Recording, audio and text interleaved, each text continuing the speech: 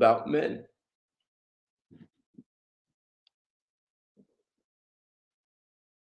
So I'm coming to you live. I come every Sunday at 7 o'clock, and I'm here to do straight talk.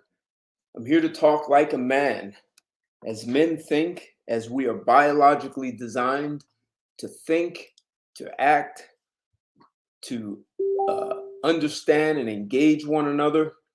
And sometimes men don't always like what other men say, and the way we handle that is the way men handle it. And we come to our own understanding, and then we can go have a beer. This might be one of those conversations where not even the men are going to like everything I have to say here, at least initially.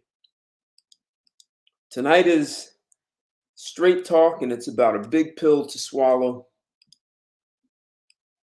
Most people probably won't guess what I'm getting at with the topic. So there are going to be lots of ways to guess and interpret and think you know exactly what I mean. Have to give a shout out and a thank you to Red Pill Rican. You guys saw him on my show last week where we were talking about Afghan. He served in Afghanistan and as well as Morocco, Iraq. So Red Pill Rican posted something this morning, and I saw it, and it sparked all these thoughts, and I came up with the topic for today. And Reggie, well, what's going on, West Coast? What's up, country boy? Reggie, he and I chatted about it and forced me to get crystal clear about what I was saying. This is a conversation that's going to unfold. And initially, most guys are going to have a problem with it. Some of you will just get it right out the gate. The ladies are going to have an even bigger problem. I'm looking at Facebook and many of the responses, and some of the women are not happy, especially if they are married. And whew, some of the ladies are going to have some words for this. However, I am going to make a case. I'm going to make a clear case for one of society's hidden secrets. It's one of those things that no one wants to talk about. It's the dead elephant. And not only are we sweeping it under the rug, we're pretending that the elephant is alive and bringing lots of value. The elephant in the room is dead. It's under the rug, and it's stinking, and there's this, I don't even want to call it a huge hump, but it's an elephant dead under the rug, and we're not talking about it, especially as men. So I am going to provide a perspective. You guys know this is Straight Talk. I come to you every Sunday live at 7 o'clock. And we talk like men. We invite the ladies to come in. And tonight, I especially urge the women to join us in this conversation, because this is one you will want to be part of. And I will provide a solution. And I know ladies are always talking about, well, give us solutions. I'm going to give you solutions. Most likely you won't like them. But I'm going to give you a solution. I'm going to strategically lay out what it would look like and how this would work for what women claim they want. So I'm going to have a very politically incorrect conversation, because no woman will escape it. We have, 7.5 billion people on the planet, and most, slightly more, are women. 53% are women. That gives us about 4.5 billion are women out of the 7.5. I'm talking about all of you. You know how women say not all? I say every woman, each and every one. And I invite the women to be part of this conversation because if you can provide me with proof, and I know you're going to ask me for proof, and I'm going to lay it out. I'm going to unfold this proof piece after piece. And I'm going to support why I'm including each and every woman 100%, not 99.9, not 98%, not 89%, 100%. And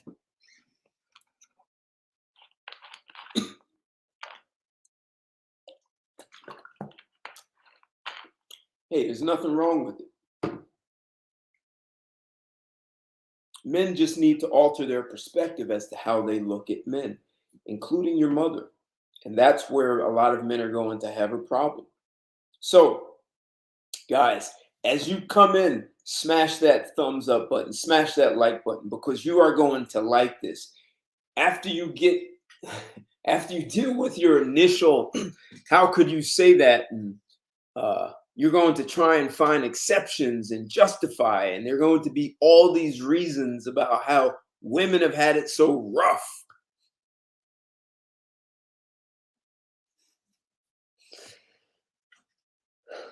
But when you hear everything, you're going to not only like it, you're going to love this. So smash that like button now. If you haven't subscribed to my channel, this is a great time to do it.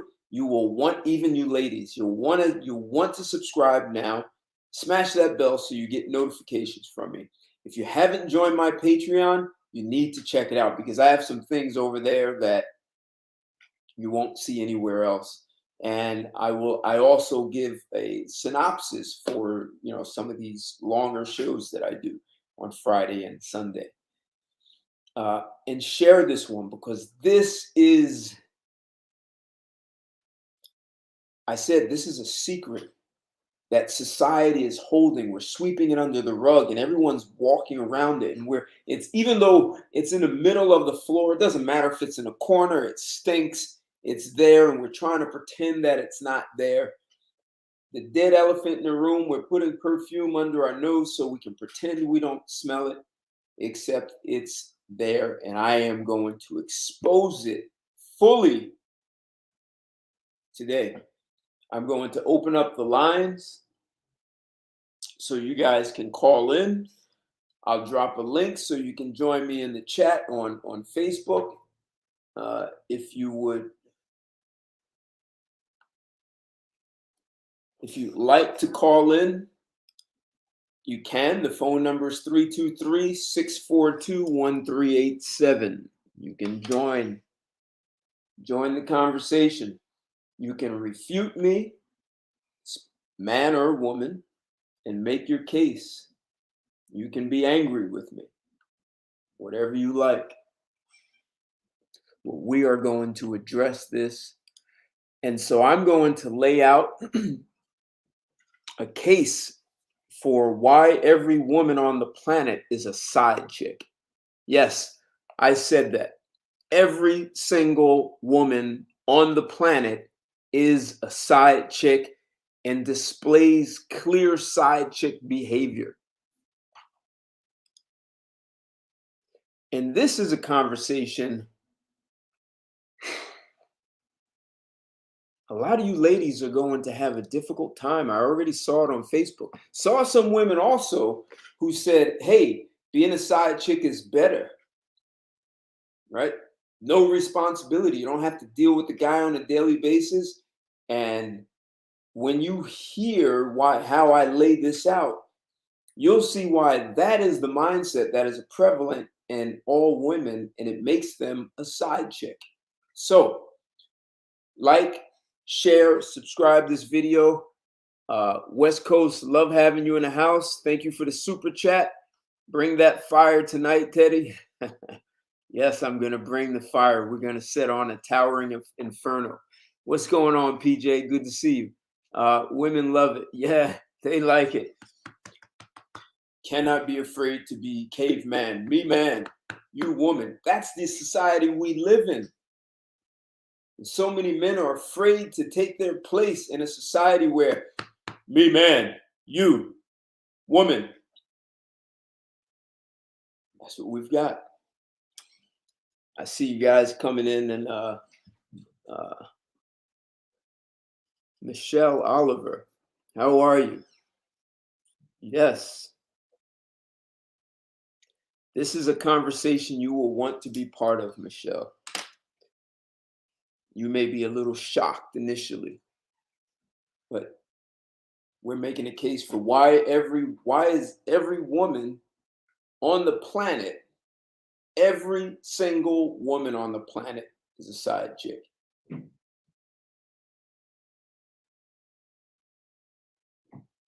Hey, country boy, this is not going to be what you think it is.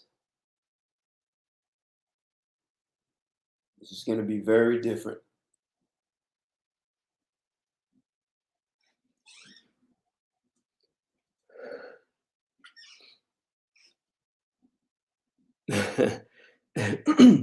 Yeah, this is going to be very different. Women have volunteered to be side chicks and they play their role, except ugh, they do just what side chicks do. Side chicks usually almost always want more. Always. So let me paint an initial picture. I'm going to let some people in, and then later I'm going to read the article that inspired this. One of the biggest side chicks on the planet. She's one of the most famous side chicks that you never knew about because she was a side chick for a man who is probably one of the most popular guys in U.S. history, maybe one of the most popular guys in history. The world knows about this guy. Every woman is an accessory. They kind of make themselves that, right? So let me give you my thoughts. And I can repeat anything because I wrote these down. I came up with this morning, banged out some work in the gym. So I just sort of wrote these thoughts down. So here's what I'm thinking. Every woman on the planet is a side chick. Hey PJ, it's not Marilyn. I'm not going to talk about Marilyn. Yeah, I know. But damn, you were good, PJ. You're really good. Damn, that's good. But not her. You're hot. You're hot with your comments. Really hot. But this is the side chick that no one knows about. You've never heard her name. I mean, some people have. So here I go. Every woman on the planet is a side chick.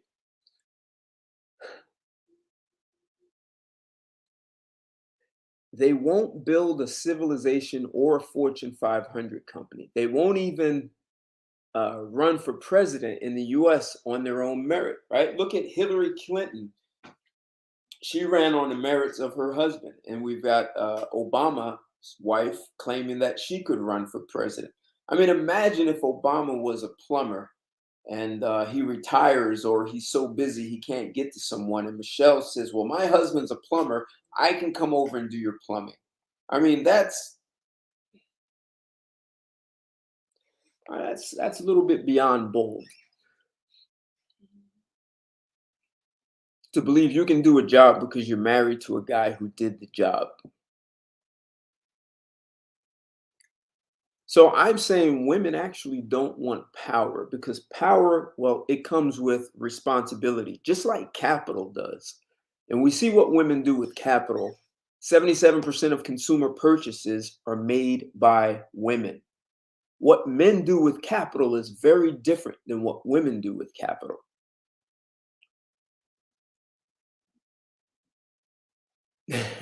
Now you were better where you were before, PJ.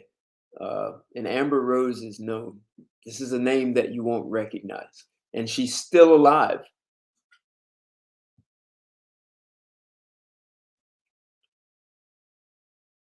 What's going on? Big 125. Good to see you in the house. Tony, glad to see you here, man. We are you all know we're talking about every woman on the planet being a side chick. And I'm saying they don't want responsibility. They scream me too. However, me too is their mindset. It's code word for side chick. How is that possible? It's their way of saying, I want it too. I just don't want the responsibility.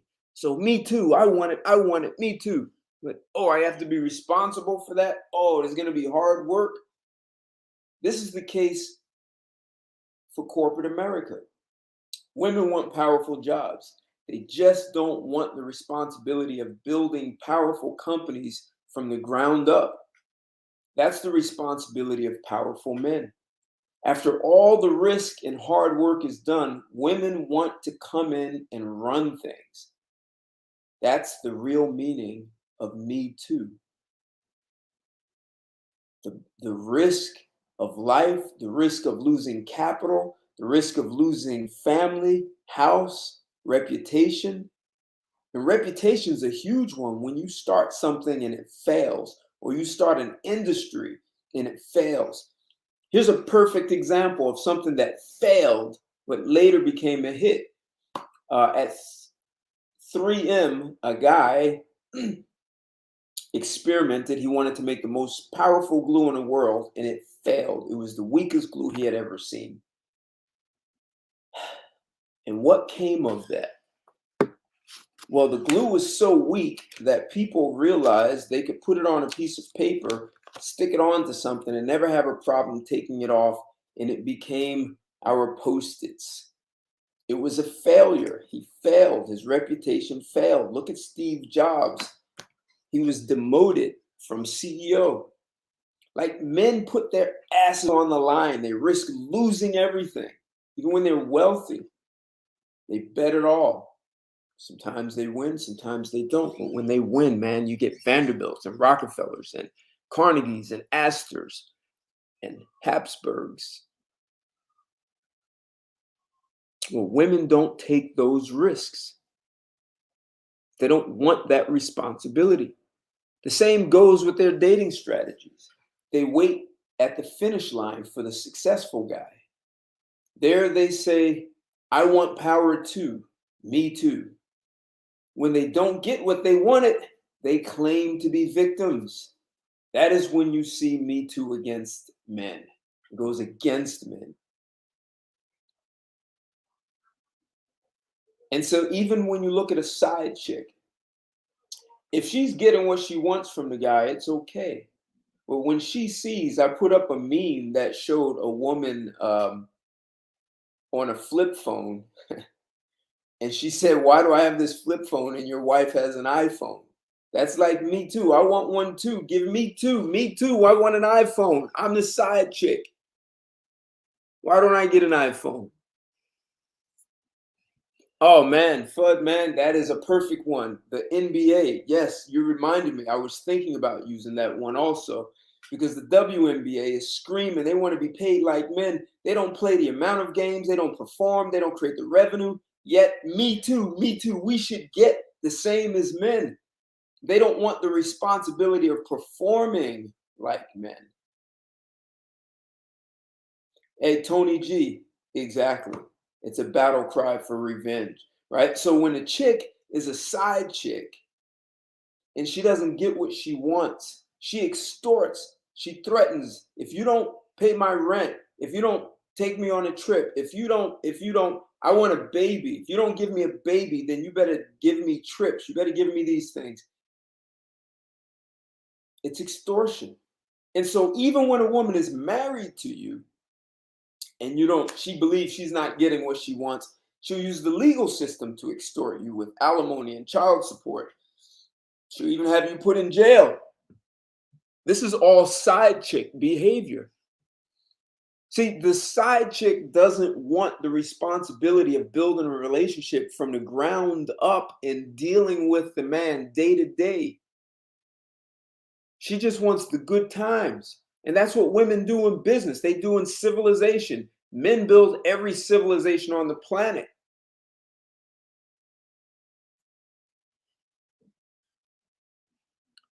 See, this mindset is for everything, including sex. They want sex more than men. How many men know that? Except they pretend they don't. When men say they they have a large sex drive, women really want to say, me too. They don't. That would make them responsible for fulfilling their sexual needs. So they put it all on men.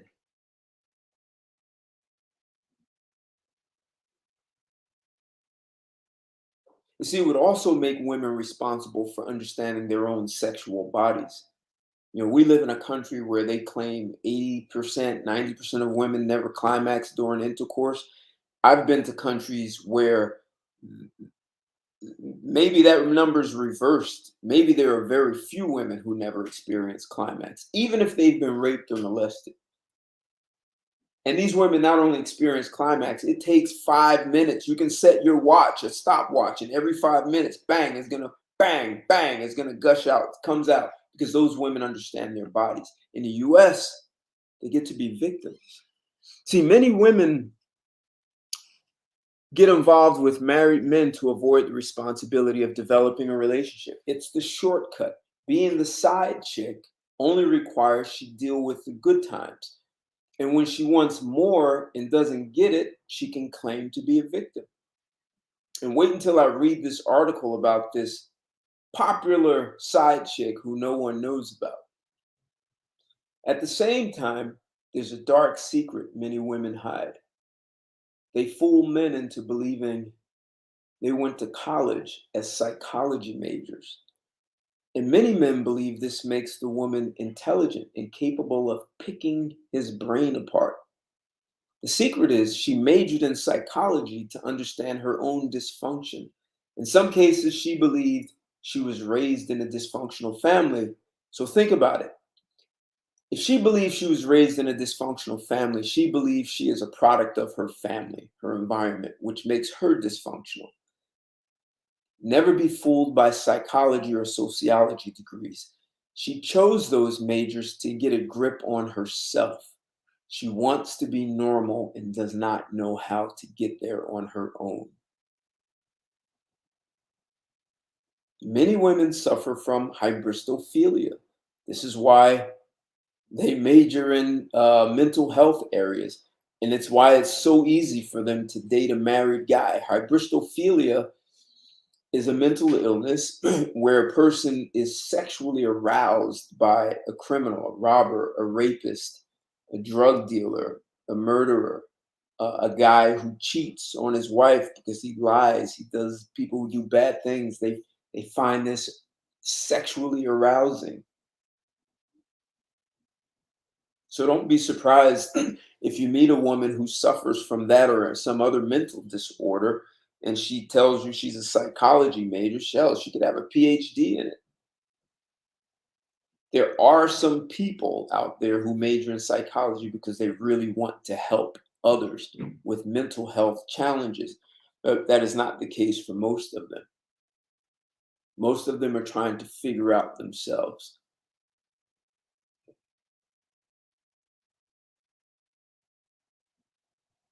So, and here's the weirdest thing about our society and this whole Me Too. Women claim men make up all the rules. They say men have the money. That's only 1% of men. Honestly, you look at the US, it's 1% of men who are making the policies. The top CEOs of the largest companies, they hire lobbyists, they write policy, wealthy families. These are the top men. And notice how women reward the very men they complain about by gladly opening their legs for the very men they say are oppressing them. So if 1% of men have the power, let's just say 95% of the men don't. And women are angry with 95% of the men and reward that 1% or the top 5% by making themselves sexually, emotionally available to do what that man chooses. They'll even be a side chick for those guys easily. I mean, you guys understand the side chick. If you're married, you get a side chick. If your wife is nagging you too much, I do another podcast on Thursday nights. It's called The Creative Alchemist, and I recently had two women who are divorce attorneys come on, and they were telling me one of the strangest divorces they ever saw was the husband and wife are signing the papers in the attorney's office that day, and she's there and she's looking at the wife. Her head is on her husband's lap, ex-husband, and she's crying, and he's gently stroking her hair. I mean, she said it was so much care and love between the two of them that after it was all over, paper signed, she walked up to the couple and said, "You look like the perfect couple. Why are you getting a divorce?" And the husband said, "I would never survive. She was nagging. She was going to nag me to death. I would have died from nagging, and I couldn't take it anymore, and I was out." And they were married for, I think, like 30 years. He just couldn't take it anymore. So guys get side chicks often, right? If the wife is nagging too much. And if your side chick starts nagging, hell, then some guys get a side chick to stay away from the wife and the side chick. So what I'm getting at is a side chick doesn't want the responsibility of a daily relationship. And if she starts nagging, then she's defeating her purpose.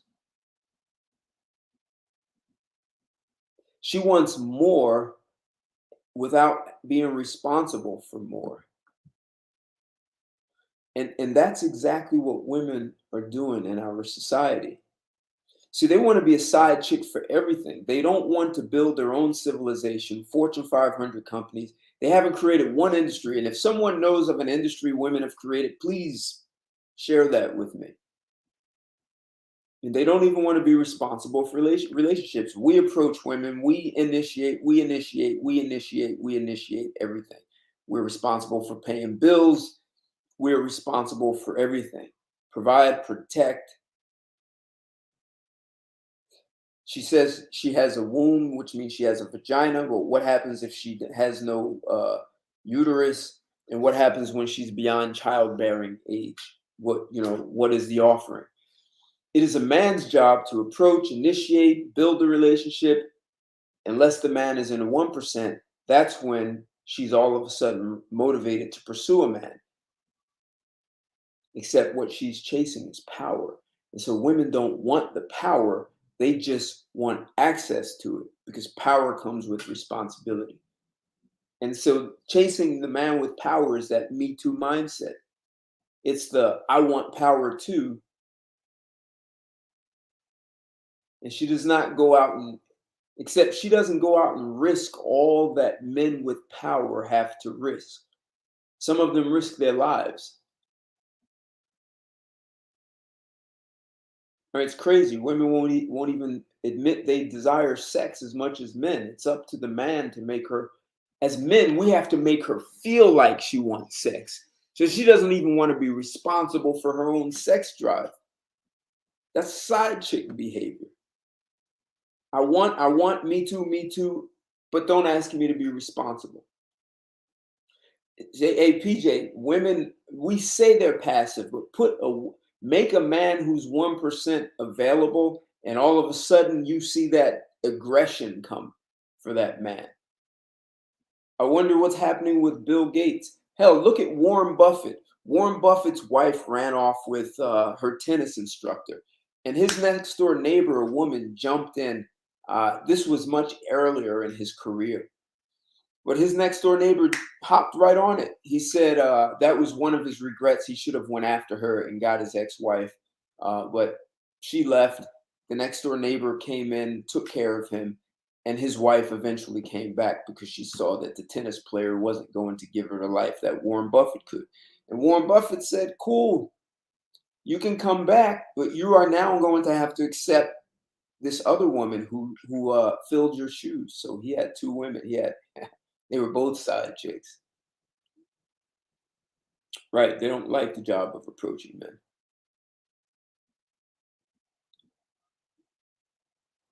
Interesting, Tony G. The sirens of the Odyssey. Tell me why. Tell me more. Why do you say that? Interesting, PJ. Women would rather be abused by a rich man than treated kindly by a poor man. That's interesting. So it's like they want to be near the power as long as they don't have to be responsible for what they don't have to deal with all the responsibilities that come with power. So where am I going with all this? Men are allowing women to play victim when they have wanted when women wanted the very things they complain about. And I'm going to introduce an article talking about this specific woman who's a perfect example of all of this. Women are just side chicks at everything. They want men to do all the risky hard work. Then women complain they are not getting big enough pieces of the pie. They do this when they are in relationships with married men. Hell, they even do it when they're with their husband. This is the insanity that happens, and many of men find it acceptable, so women keep doing it. You attempt to make her feel better instead of giving her some straight talk.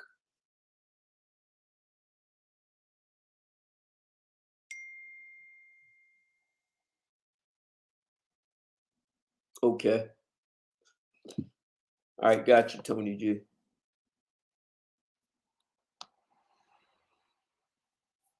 All right, I'm gonna bring you in.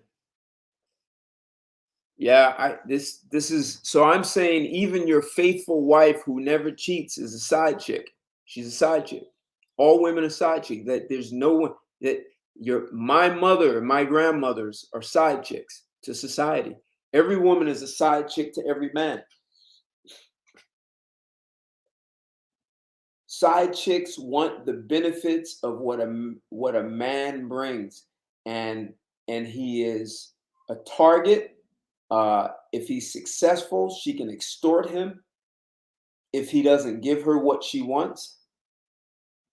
And this is what we are dealing with in our society. See, a side chick wants the man and what he has, and she really can sit back and do the minimal amount. I mean, don't say sex because she wants sex also. See, men have been tricked into believing this whole can't buy, why buy the cow when you can get it for free? She's getting me for free. I'm not charging women. I should be. Hell, I've even been propositioned. I've had women ask me how much. So, and as a man, we do most of the work when it comes to sex. And women get more pleasure out of sex than we do.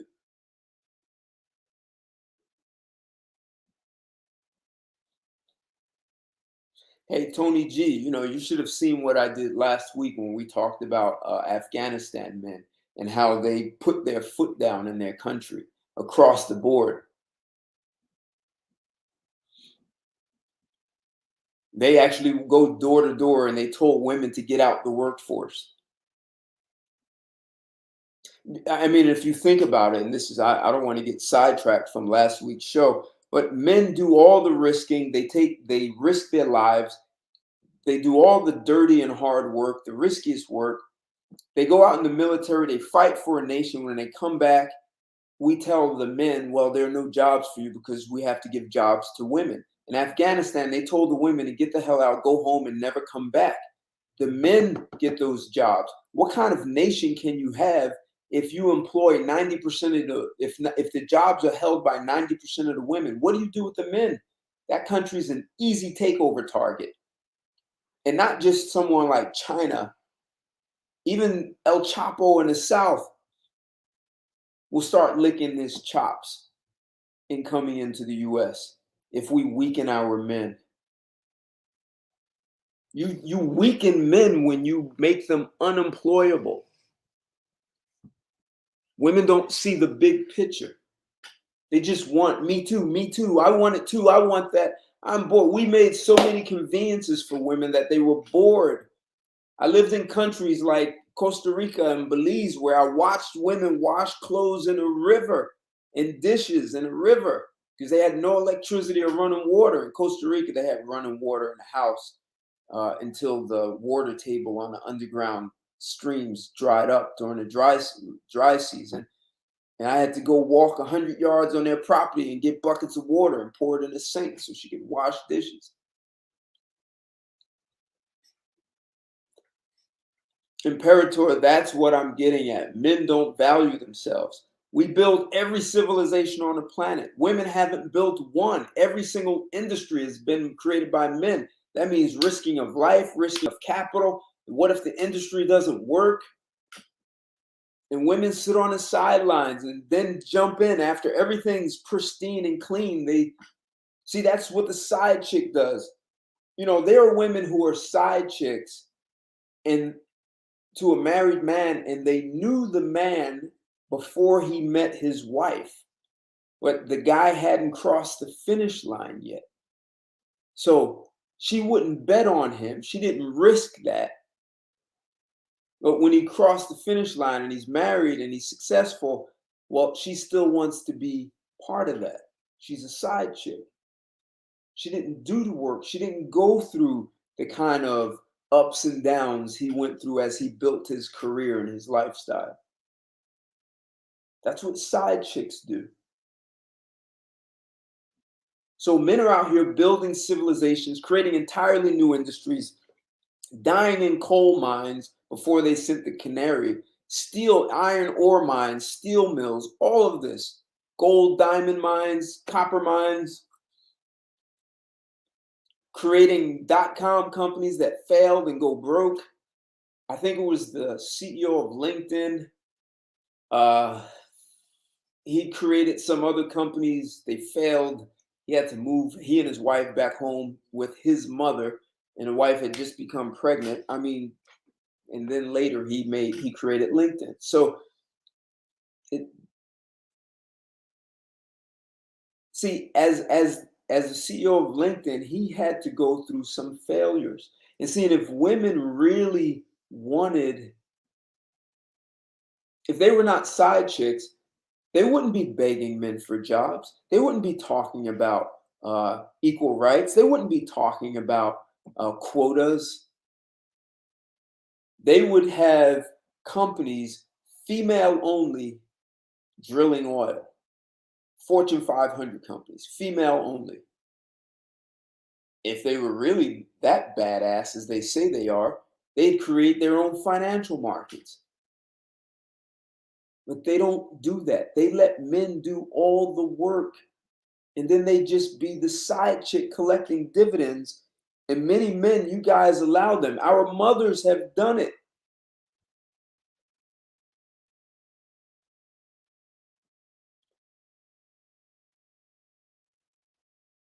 And you know, I think women are envious of us.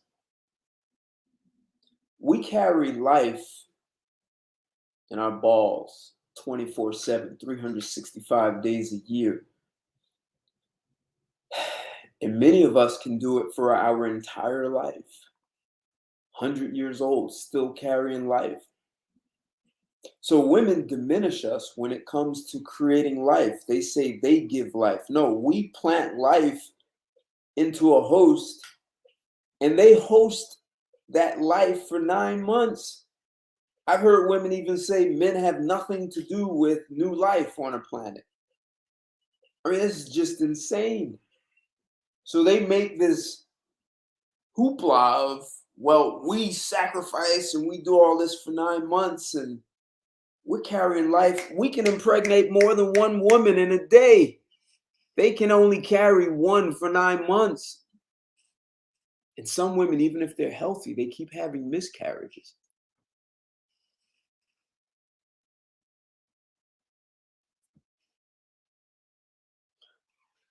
Society reached this because men keep pushing forward no matter what. Men create things, Tony G. That's why society has moved up. You look at even whether you like the founding fathers of the US or not, those cats put their asses on the line. They could have been killed by Great Britain. Look at how many countries have been founded on such a dangerous path. Even you look at small countries you never heard of, like Suriname in South America. You look at countries that broke away from there, even Jamaica. You look at all these islands and small countries. It was men that led them out of that. It's men who will bear arms and fight to the death, who will go to the front lines of the battlefield.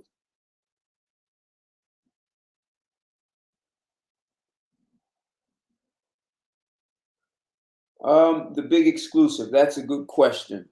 Would I refuse to work for a female boss?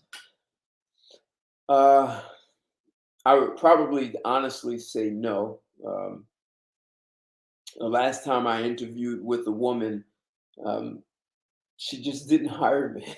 I told her I told her I was going to pass her. I told her straight and flat out that she would be reporting to me. She didn't hire me. So I can go on about this. I'm going to take a couple of calls. I'm going to drop the link in a super chat if you guys would like to join. First call is the area code 870-870. You're live and on the air with Straight Talk. What's your name and where you calling from? Good evening to you. What's going on? Hey man, how you feeling? Nerves a little riled up, but other than that, I'm all right. So why are you riled up, man? Me personally, I'm just gonna go out and I'm just gonna come on there and say to you what a lot of the so-called alpha men would tell you right now. I don't have no time for no side chick. I know that's what the pimps and the dudes out here in the streets do, but I don't have time for it. So now I know some other men gonna argue that fact with me, but they do them and let me do me. No, I'm dealing with quality out here in Arkansas. I don't deal with hoes. Hear what I'm saying. Every single woman on the planet is a side chick.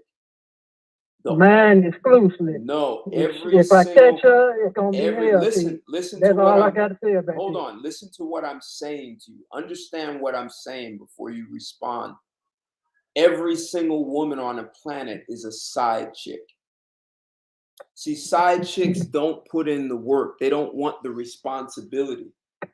And so we live in a world where every civilization is built by men, not by women. All the major companies were built by men, not by women. That makes women side chicks. Side chicks come in after the fact. Hey, you have too much motion going on, Kendrick. Hey, Kendrick. You have too much motion going on, man. You're gonna have to go on mute or I don't know if it's your microphone. I'm not sure. Can you hear me? Oh yeah. I can hear you now. I don't know where it just happened just for a second ago. Okay, I'm saying every chick on the planet is a side chick. They're side chicks because men build the civilization. See, side chicks don't want the responsibility of a full-blown relationships. They sit on the sideline. They wait for the guy to cross the finish line.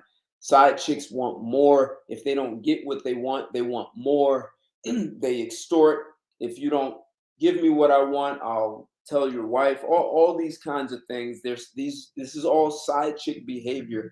And women on the planet, instead of them building their own civilizations, they want men to build it, and then they say, well, we want more.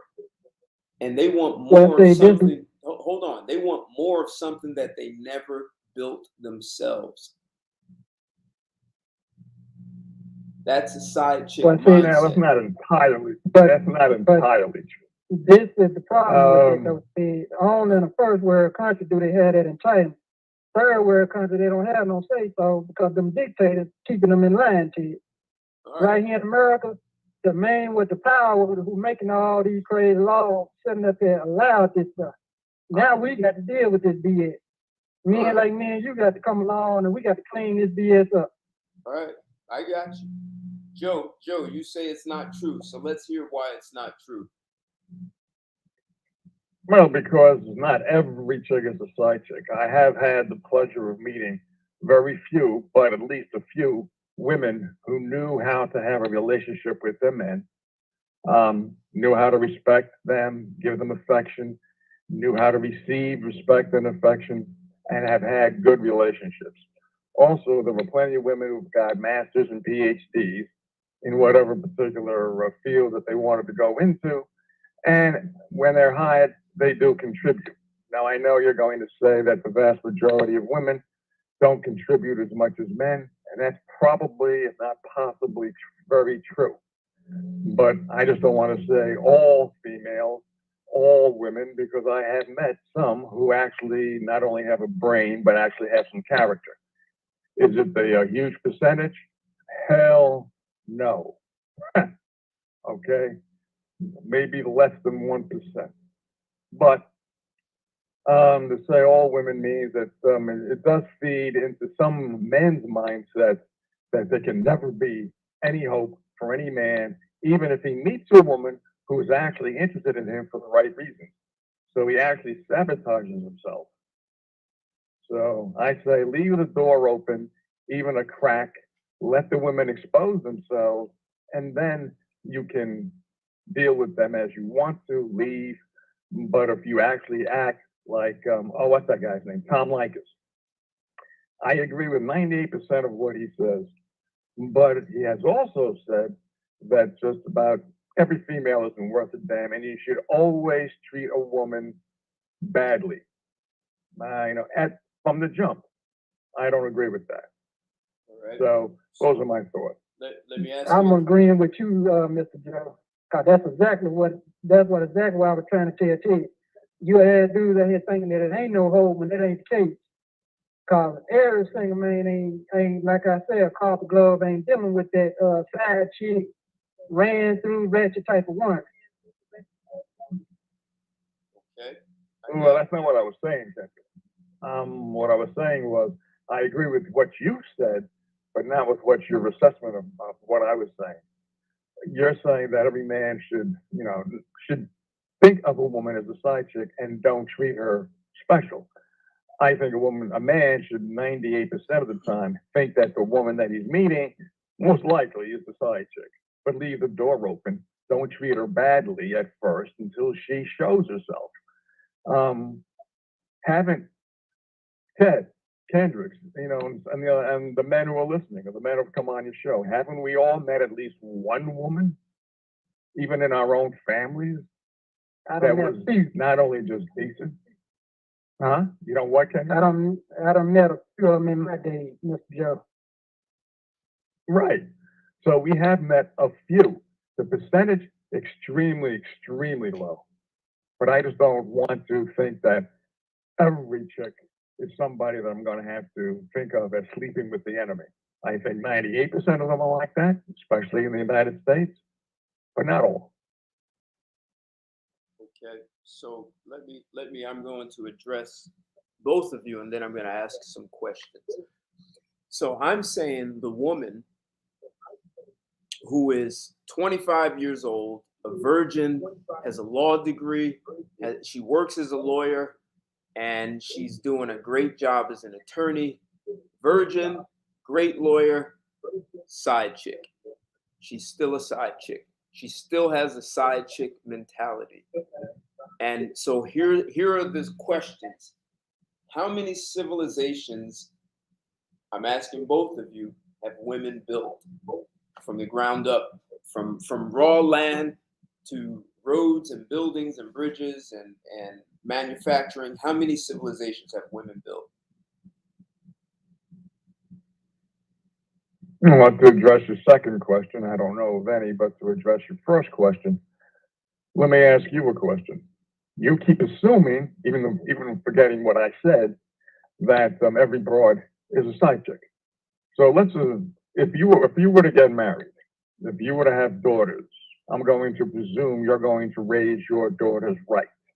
When those daughters grow to be 25 years of age, or your daughters, okay, are they going to be the side chick that you automatically assume that they're going to be? Absolutely. And so is my mother was, and so are both my grandmothers and my sisters. And I've had some great relationships. I even had two extraordinary relationships with women, side chicks. So what's your definition of a side chick? See, what I'm laying out something for men to understand and not be upset about. It doesn't mean uh, that she's worthless. It's just understanding that the way women comport themselves in the world. And so if there are 7.5 billion people, 53% of women, that gives us what, like 4.5 billion girls, females in the world. I'm only counting the ones born that way. I'm saying all of them are side chicks.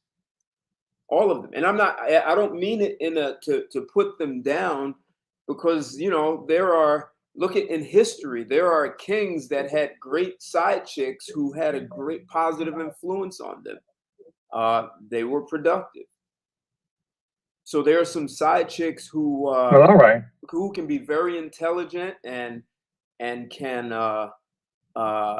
be a great support structure, except they haven't built civilizations. They haven't built major companies. They don't create industries. They haven't commercialized one single industry. Okay, so from your definition, I always thought a side chick was somebody that you just put aside and went to when you felt the urge, and she really meant nothing. Now you're saying a side chick is somebody who's not in the dominant position of power as a man. Nope. I'm saying okay. No. I'm saying the side chick doesn't want the responsibility of building a relationship. She will date the married man and be content with that, because she doesn't have to deal with the day to day. And if he doesn't do what she wants, she will extort him. Hey, do you want your wife to find out about me? I want a baby. Your wife has a baby. I put up a meme that was funny. It showed a woman on a cell phone, and she said, how come I get a flip phone as your side chick and your wife has an iPhone, right? So it's like this, I want one too, me too. If men can go out and work in the business world and move up the ladder, I want to do it too. But they don't want the responsibility of risking losing all of their capital. See, a side chick doesn't take the risk of putting everything on the line in a relationship. So she's just on the side enjoying all the good of things. And I'm saying that's what. All right, I'm going to have to disagree with you again. Okay. Let's hear I say 98% are like that, but there are women. You've also said you've had extraordinary relationships. There are women who will accept the responsibility of trying to make the relationship work, and putting forth the effort to do so. So you want to say 100% of all the women that have ever been born never ever wanted to take on the responsibility of a relationship. No, never Joe, wanted to try to make it work. You missed what I said. They don't want the responsibility of building a civilization. They don't want the responsibility of building Fortune 500 companies. They don't want the responsibility. Oh, well, okay. Well, that's something. No, all right. They don't. No, okay. This then is what, I agree with you on that. This is what makes every woman on the planet a side chick, because they don't want the responsibility of building things from the ground up. They don't want the responsibility of putting all their capital on the line and possibly risking their reputation. They don't want the responsibility of even risking their lives. They'd rather let the men go out, do all the hard, dirty. Yeah, there are men who've risked their lives creating new industries. Come on, we know this. And you're saying that there's never ever been any woman who has built a business up from the ground, made it successful, and was willing to put her entire business up for risk, even to risk the entire loss of her business. I don't know of any woman Joe, who has done that, but I'm going to say statistically, there's probably been a few who have done it. Count the amount of Fortune 500 companies that have only women, not one single man. See, once you bring a man into your organization, it changes the dynamics. And you depend. See, even the educational, even the educational institutions are built by men. Yeah, I'm agreeing that the civilization in all the world, except maybe there might have been some Amazons. I mean, some Amazon women have had the reputation of doing that. I don't know if the Amazon women ever existed. That's Wonder Woman. That's a movie. Come on, man. That's a fairy tale. And look, and if it existed, what happened to it? I'm not sure. No, if it existed, what happened to it? That's the example. There isn't even a sign that it existed. So it was unsustainable. Even if it did, it failed. Hold on. Yeah, that's what I was saying. I said I didn't know if such a thing existed. I'm saying I mentioned Amazon women because, yeah, we heard about them, saw them on TV, didn't know if they were a fairy tale or not. And if they are a fairy tale, then they're a fairy tale. And we go on to saying that the vast majority of civilizations, if not all, have been built from the ground up by men risking their lives, by men who have become scientists, engineers, etc. Yeah, but you gave two definitions of what a side chick was. You said, well, did not want the responsibility of building a relationship. And then I said, I did know of women who were like that. And then you said they didn't want to risk their capital, I guess their efforts and their labors on building a business. And I said there were probably a few who have done it. I'm not going to go with a 100%. I'm going to stay with 98% because I'm sure that there will be people who can come back with stats and historical references that have shown very, very, even if 10 women out of the 7 billion existed, that's still 10. But I think if we can be satisfied with the 98% of women being the way that you describe them to be. I personally have had experiences with one or two good women, knowing other good women who have sustained their relationships. I don't know of any women who are willing to put themselves on the line, their businesses on the line, but that's still empirical evidence that I haven't had any encounters with.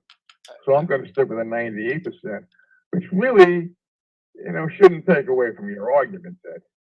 Well, how many women have built a civilization? I don't know of it. There ain't been now one civilization to it. Now, there's some queens ruling up all nations, yeah. But as far as you talking about an actual queen building a nation of people, an empire, I don't know nothing about all this. Men built their thing, by my standpoint, to it, until somebody tells me otherwise. So, Joe, prove to me otherwise. Right. So, Joe, that means every woman living in civilization built by men are side chicks. Well, I agree with you on that. If every civilization, absolutely every civilization was built by men, then of course women are living in a civilization built by men, and they're living off the fruits and labors of men. There's no dispute about that. Yeah, but you have to take into account that yes, they may have been engineered by men, yes, and they may have been built primarily by men, but women were a major part of those civilizations. You couldn't have civilizations if you didn't have mothers that were rearing children and trying to keep the families together.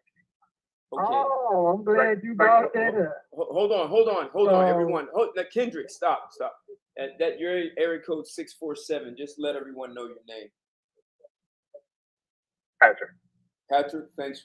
Hey, Patrick, what's going on? Hey, Patrick. He's been here before, Ted. He's been here before. Yeah. Hey, Patrick. What have you? So, Patrick, I know that's what most women will say. We supported. We had children.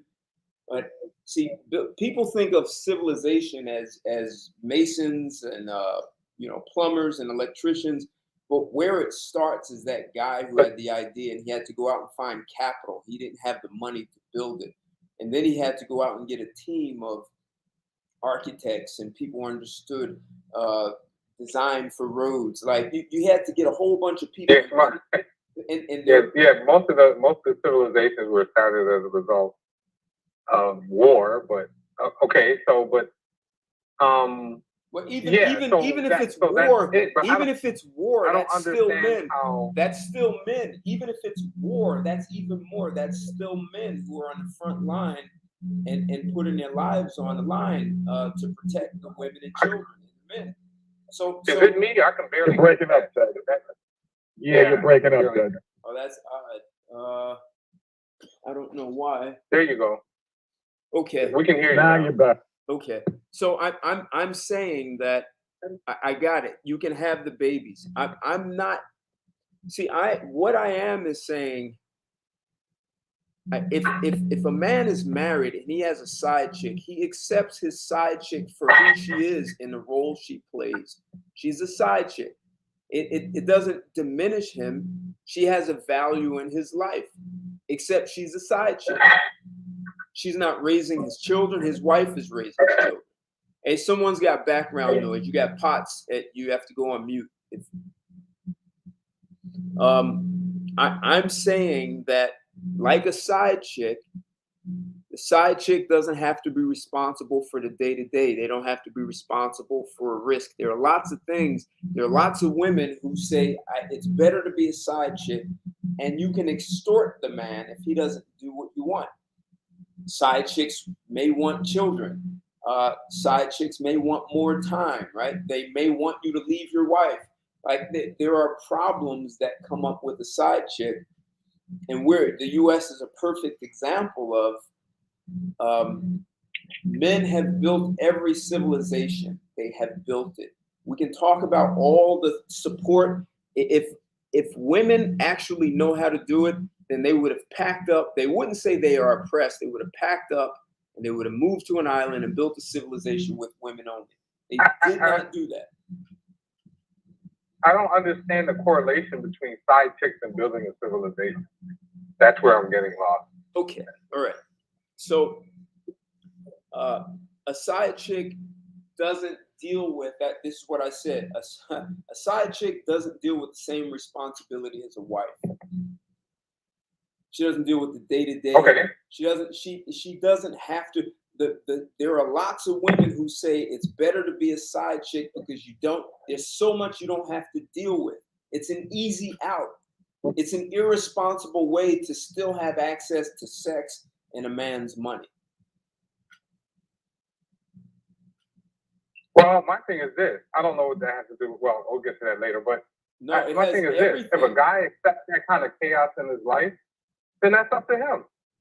I've never seen or had to deal with a lot of chaos because I don't have the time, right? Okay.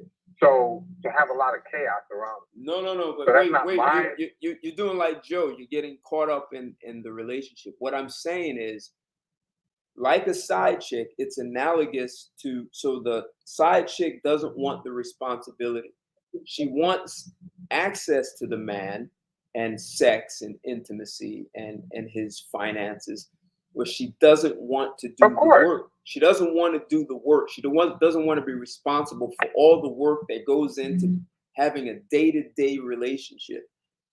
I'm saying like a side chick, all women do not want to build a civilization. They do not want to build female-only Fortune 500 companies. Well, Ted, I don't want to bear children. I mean, we all have our parts. No. I understand. You can't bear children. This isn't even a question. But even if I could, I wouldn't. That's what I'm saying. It's not for me. It's not my role. But see, there's the problem. Women are actually asking to play masculine roles and displacing men. And what is happening? And what is happening as a result? Now, they're not really playing. What they're doing is they're playing. They're playing a game. It's not really assuming a full masculine role, because you don't see women out here, by and large, doing the landscaping. You don't see them out there on the construction site, right? You don't see them. You don't see them You're supporting. picking up. So they're not. What they're doing is they're cherry picking. You're supporting. Things. That's what side chicks do. They cherry pick what they want for an interaction with the man. That's exactly what side chicks do. But not necessarily. Okay, let me clarify this. I disagree. Let me clarify this according to Go ahead, Joe. Go ahead. According to Ted's definition. He just made it clear. Because every time he says the side chick is this, he brings in the relationship, and then when we talk about the relationship, he says it's not really about the relationship, it's broader. What he's saying is that if you know the definition of a side chick, who doesn't want the responsibility of the relationship, just wants to, in fact, be a parasite off the man's emotions, his assets, and is satisfied to be on the side in a relationship, then that kind of side chick, Ted is saying, most chicks are like that, not just not just like a side chick in a relationship, but like that in reality with regards to life in general, that they don't want to have the responsibility of a man because they won't be able to fulfill those responsibilities. It takes too much labor, too much effort, and they just don't want to do it. They would rather have the man do it and then benefit from his labor. Am I close, Ted? Right, and they get to cherry pick. Just like he said, they cherry pick what they want. And side chicks cherry pick the benefits of being with the man, but they don't want the whole thing. They just cherry pick. So women are cherry picking. Right, they don't want to put the they don't want to put the risk in. However, just like Patrick was saying, they cherry pick glamorous roles. They will put an effort to become a gymnast, which is extremely dangerous, right? And they'll do that, try to win gold medals, yet at the same time, they'll compete on Saturdays, but then on Mondays, they want the man to carry their books, their packages, their groceries, open the doors, etc., when they're fully capable of doing it. So, they do cherry pick. Let me ask you guys this, because I need y'all to make this. How that even make any kind of remote sense to want to switch back and forth between them wanting to be masculine and the feminine side to when you're talking about the side chick role? Because that in the world I come from, that's confusing as hell. And we really do need to get down to the bottom of this, because if it's high breast failure, these women need to be diagnosed and they need to be screened and treated for that. Well, the thing is, there's a lot of women who do want the responsibility, even though they're a side chick. There are a lot of women who, as side chicks, are just trying to get the role of the main chick. They're trying to push her out. Okay, so I've known a lot of situations where guys had a side chick, the marriage broke up, and he went with her, and now they're married, right? So, I mean, it all depends on what. I wouldn't say all women are just trying to get money and babies and that kind of thing. Some of them are really trying to get the main role, right? Patrick, hold on, Reggie is here. Hold on, Reg, hold on. You missing the whole point. Hold on, Reggie. Joe got it. Hold on, Reggie. Mm-hmm. Let me ask him one question. Mm-hmm. Patrick, how many civilizations have women built? Female-only built civilizations. No, I get that. I get what you're saying, Ted. I still don't know where that correlation is. Absolutely. Because women, children, and men have a certain role. No, they haven't built civilization. They're not built. Biologically, they're not built to build the same type of civilization that men built. We know that, right? That's biology, that's science. Right? See, women are in denial about I get that. But I don't. Women are in denial. They say that they're equal. And I've had plenty of women say there's no difference between a man's biology and a woman's. Well, they know they're being disingenuous. They're trying to get theirs. I mean, when you start talking about the dominant women, so let's talk about the Western world. But that's side chick behavior. That's side chick mindset. See what you don't realize. You actually understand what I'm saying. See, when you look at it, as Joe said, from a broader spectrum, it's a certain mindset. You could be married It's the mindset of a female. But, and I'm saying females have a side chick mindset. That's what I'm saying. Females have a side chick mindset across the board, 100%. And you can look at places where feminism has entered, and it's got women showing different behaviors. I mean, do you want women to have the same role as men? Well, that would be a solution. That'd be great. That'd be great. We got like see it too. Well, they already said they could do it. They could do it better. So what's the problem? I don't want. That's a lie. That's what they do. Why would I want a woman that's like a man? I would. A woman could never That doesn't be a make any man. sense to me. She can never. I wouldn't want a woman to have the exact same position as the kind of emotions and the things of a man. That doesn't make sense to me. So they're different. They're different. I get it. They want. Well, Pat, you want different things. But let me say this, Ted. Yes, the modern woman is going for hers, especially, and I hate to bring race into this, the white woman. She's going for hers. There's been a lot of gains, and she wants more of it from her men, and I get it, right? They're trying to play a role. They want this, they want that, blah blah, and it's all fake, right? Because they don't really want all of it. Like I said, it's just cherry picking a few things. They want a little bit more money. You know, I think they're like, hey, we stood by you while you did all of this, all of these crimes against humanity, and you got all this gains. We want more of it. We want our cut. You know, it's fun. It's the same thing that Dave Chappelle said. Dave Chappelle said, like, they were in on the hype. They're just not happy with their cut. Right? So I agree with it. That's what side chicks do. That's exactly what side chicks will do. I want more, and if I'm not getting more, I'm going to extort you. I'm going to find some way.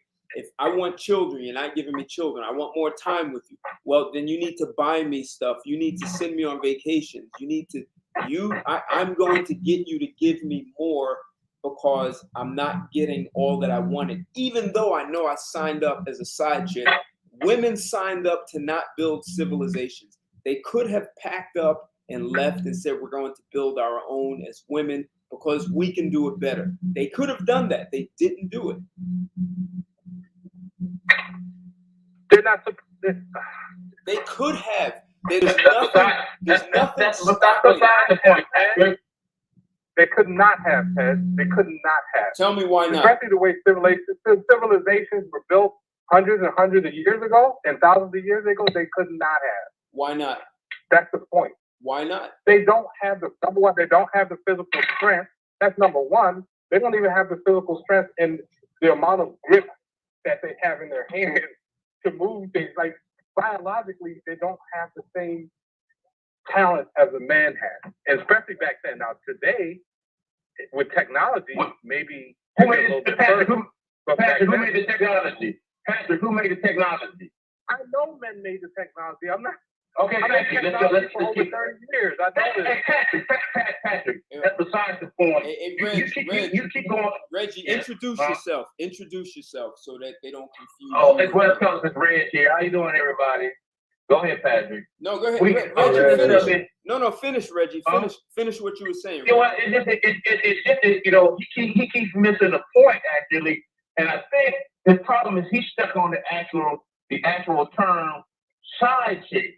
And I thought after Joe came in and kind of explained everything, that it would come out that we worked on it earlier. But basically, they don't want the responsibilities.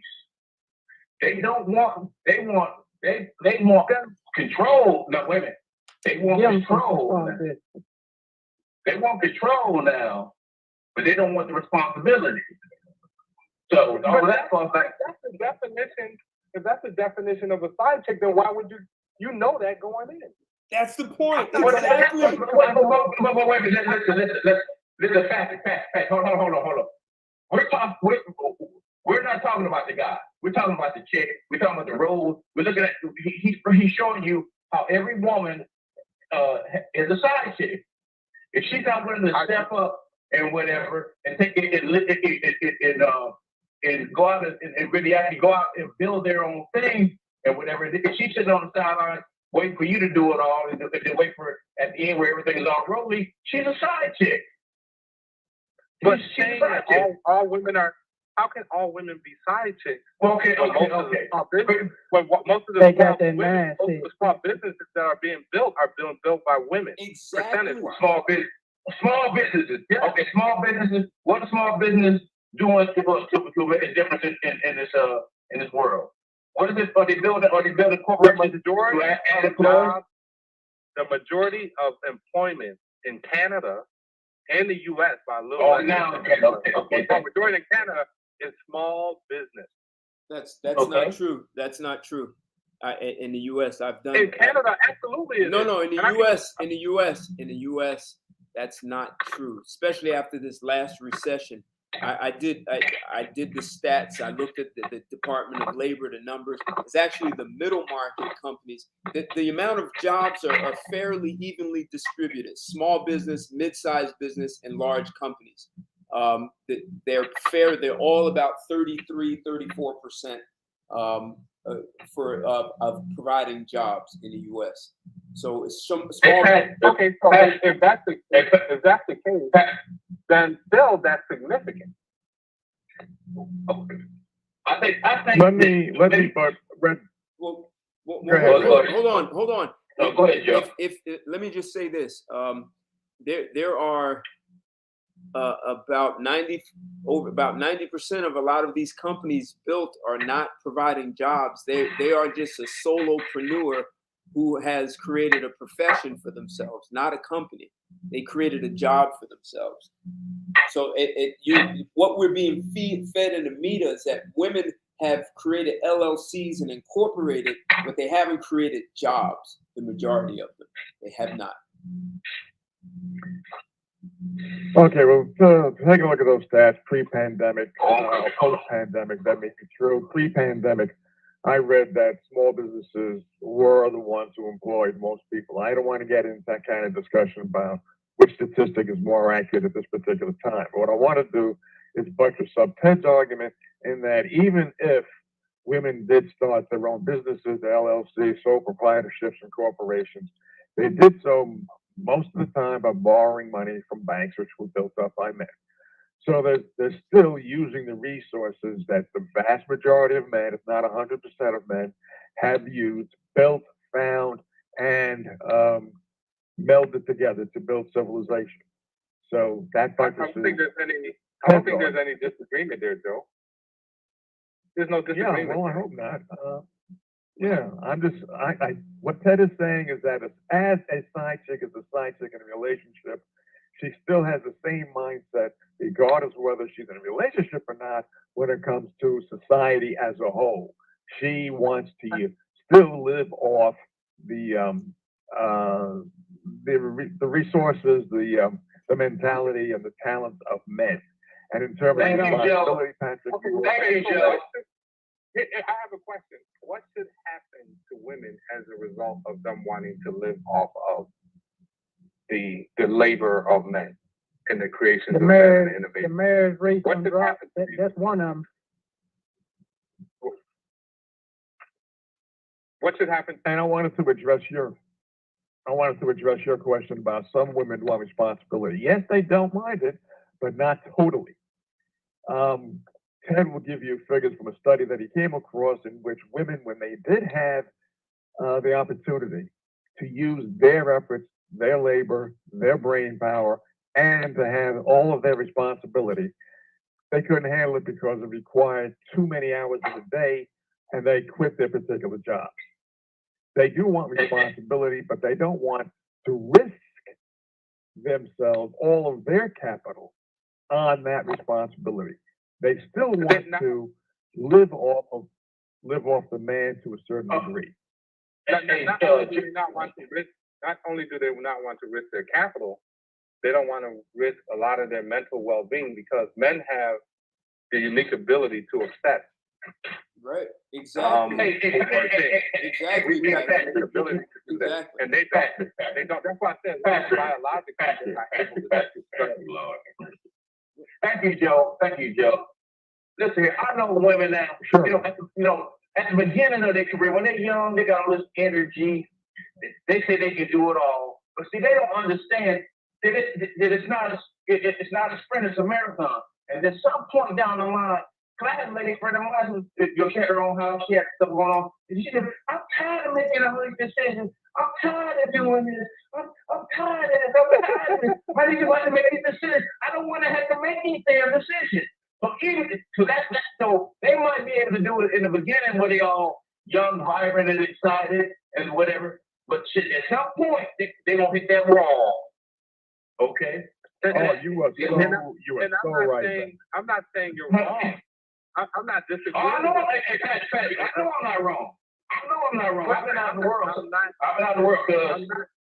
I understand that, but you're not wrong. However, that's their natural biological tendency. It should be go more towards feminine. Yeah, but that's not the issue. That's not the issue. Patrick, we know this. Patrick, we know this. Can I? You're right. He's right. And can I say this? The whole purpose of Reggie coming here, Kendrick, myself, yourself, and other people, and especially for Ted for providing the show, is to making men aware that do not think that any woman that you meet is special until she proves it. Now, thank you. I believe that earn it. Do not expect me to think of you simply because you carry around a uterus, you put on makeup, you're capable of bearing children, that you're special. You're only special when you're special, and to be special, you have to show it.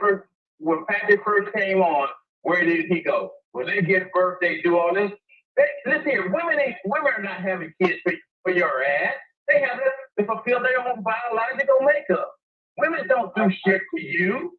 I brought up that as a discussion about society. It wasn't about me personally. It was about building society. Oh, okay. So hold on. So you're saying the fact that they give birth to the men who build society? No, is that what you're saying?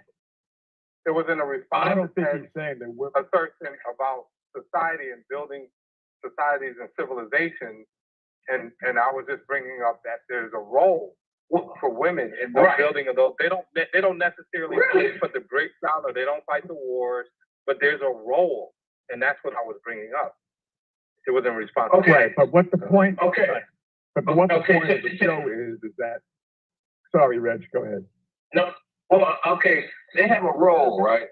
Okay, so let's put 9/11 up front.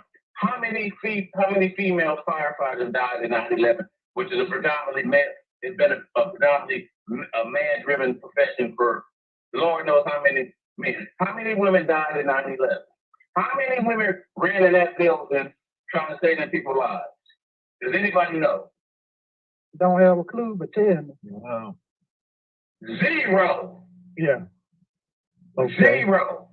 I can. So now, see, listen here, and I'm still in the workforce, and I'm averaging like 50 hours overtime because of these females and the sorry generation of kids that they have raised at 55. Okay, so now you have to look at it like that. Just look at it like that, and they're in the workplace, and they're making shit harder. They making the job harder. So what we're saying, Patrick, is that the role that women have may be important, but it's not as important as they want to elevate themselves to be. It's not as important as men have been conditioned to believe. To bring children into this world, if you're going to raise them responsibly, is a hell of a responsibility. And a great man and a great woman can do it. But let me speak for myself then. I don't think that what women contribute to this planet in general, and I don't even want to say let's say females, because to me, a female is not a woman, but a woman is a female. All right? And the thing is that they have elevated themselves onto the monolithous hilltop, but they don't deserve to be there until they actually show, not talk about it, but show that they are capable of being who they say they are and who they say they deserve to be. So those Hey, Mr. Joe. Okay, but listen here. Listen, like I said, I'm in the workforce, right?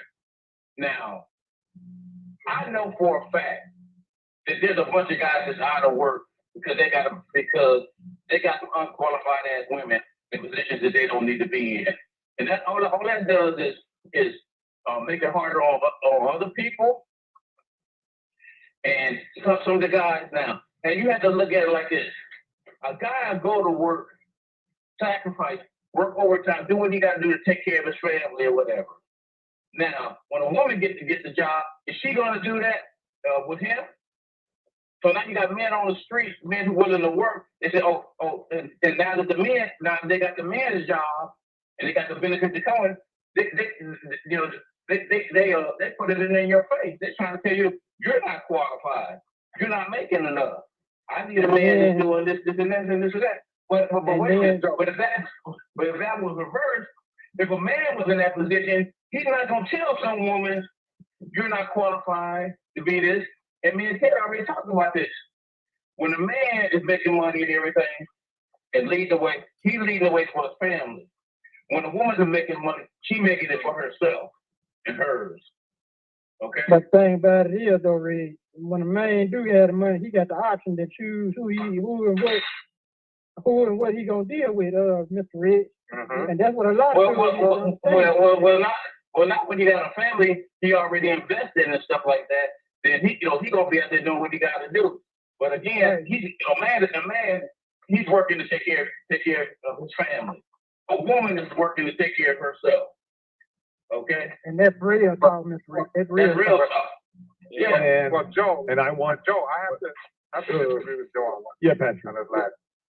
Okay. You said that women exalt themselves. I disagree with that. Men exalt women. This whole movement with women and male and all this kind of stuff. No, Reggie, let him finish. Who passes the laws that say you need to do this, that, and the other? Men. Who are funding these organizations from these women? George Soros and those guys. Men are funding them for their own benefit because they're trying to do something sticky behind the scenes. But the men are pushing them to it. They couldn't do it themselves. The men are doing it. They actually that are doing it. Yeah, but they're actually exploiting the women. They just don't know it yet. But what is there? Absolutely. Yeah, they exploit the women. And the women, wait, listen here. The women, if a lie makes them hoes feel good, they'll ride that shit out to the end, knowing damn well at some point this shit gonna blow up in their face, right? So they don't look at the big picture. They look at the big picture right now. Right? Listen, there was a magazine. Do you guys remember the magazine, Cosmopolitan magazine? Oh yeah. Now back in the late 60s, early 70s, there was an editor there, a writer and an editor. I think she became an editor. So now Helen Gurley Brown. Yeah, she's coming out and apologizing now for what she did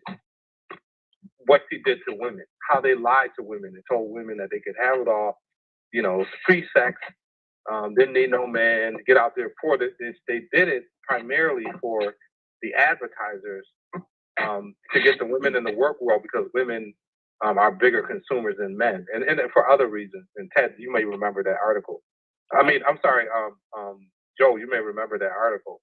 But it was really interesting. So, but they admitted that it wasn't women that were doing it. It was the guys behind the scenes in the corporations, in the head of these, whoever was funding policy. Hold it. Hold it. What the one interesting thing Reggie said is the women will ride it to the end, even though they know it eventually is going to backfire or blow up in their face. And that's exactly what a side chick does. She rides it. There are side chicks who've been with a guy for 10 years. And then when it falls apart, she's left with no sexual marketplace value. It blew up in her face. It backfired. She turned 65 years old. She's alone, no children, never married. It blows up in their face. And what it was good. They wrote it while it was good. They without having all the responsibilities of a relationship, they rode the side chick role. And that's what women do, is they ride the side chick role. They don't want all the responsibilities. And as Reggie said, it eventually blows up in their face because they're being exploited, but they don't want the responsibility for that either. They'll play victim. So Hobie Eyes, I want to bring someone else in on the call, and there's actually a woman who's I'm on Instagram Live. So there's a woman. Yeah. There's a woman. Hold on. I want to hear this. She said, I think if we lose labels and understand connection and sexual needs, it changes the viewpoint. And again, a negative viewpoint is a derivative of Christianity. So I don't know if she's saying she doesn't like what I'm saying. And then I want to bring on a caller. Hold on, caller 919. You're live and on the air with Straight Talk. What's your name and where you calling from? You can join us if you like. Hey, kid, this is Rich. How you doing? How you guys doing? Hey, Richard, are you at a nightclub, Richard? Hey, sorry. Richard, are you at a nightclub? Are you at a nightclub? What's up, Richie Rich? Hello? Hello? Yeah, you got a lot of background noise.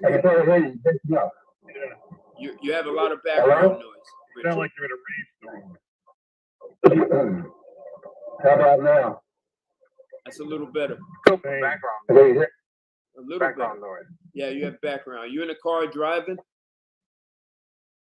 No, I'm just standing in a room, empty room, as a matter of fact. Oh, interesting. It's gone now. Yeah, it's quiet. Now you're quiet. I don't have any notes or anything. It's quiet. We can hear you now, Richard. Okay. Okay, great. I got a question for Patrick. Been listening to you guys, and you guys have a pretty interesting discussion going on.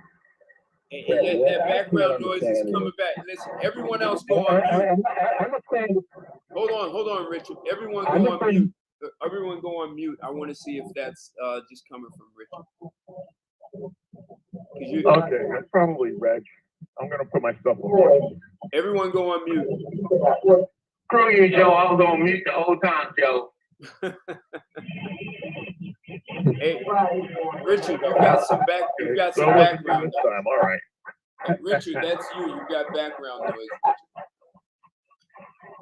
I think Joe laid it out pretty plainly for everybody to understand where Joe was coming from. And I got that. I got women that have never built a civilization or anything like that. I got that. But what confuses me is our relationship, our being black men, our relationship to white men is the same relationship as black women to black men. Because when you look at white men and black men, white men have built everything. We haven't had a decision in anything that affected the direction of the United States. So I'm kind of on the coattails of white men do, of what white men decide to do. Hey, Richard. Hey, hold up. Richard. Which is what Taylor been saying for a while, is that black men haven't been. Yeah, the noise is you, Richard. The noise is coming from you, Richard. I'm not sure what if you have another, you have your computer on in the background, but you've got a lot of feedback going on. It's very noisy on your part. Or your microphone is rubbing up against something. Wait a minute. Hang on there. Wait a minute. How about now? Is it better? Right, that's perfect. Yeah, because I put you on mute and it went away completely. Okay, that's better. Okay. Did you hear what I said earlier? Let's start all over again. Did you guys catch what I said earlier? We did. Yeah, I heard what you were saying. Keep going. I can hardly hear you. I heard you, Richard. No, but I got what you're saying. And I got a rebuttal for you when you're done, okay? Well, I'm done. I want to hear what you guys say. I'm done. Well, have you ever heard of a man called Benjamin Banneker? No. Okay. Have you ever heard of a architect named Paul? Okay. The guy. Well, he actually that big dome at the LAX airport. That spider-looking thing. Oh, hang on, Reggie. Before you go down that path, Reggie. No, you started this, so I'm gonna finish it, okay? But hold No, on. hang on. Hold on. I'm gonna let you go. No, I'll let you talk. Okay, go ahead. You was done. Go ahead. Then you done, okay? Now, Okay, go ahead. For all of these, well, I am. If you give me a goddamn minute, all these damn Go years ahead. I've been here. All these goddamn years I've been hearing about how our ancestors of slavery built this motherfucking country, and you want to come on with this goddamn bullshit. Now, white men built this shit. We did the fucking labor, okay? So we got some credit up to this motherfucker. Here you come with this fucking bullshit, bro. I'm serious. I'm tired of this shit, bro. I'm tired of it.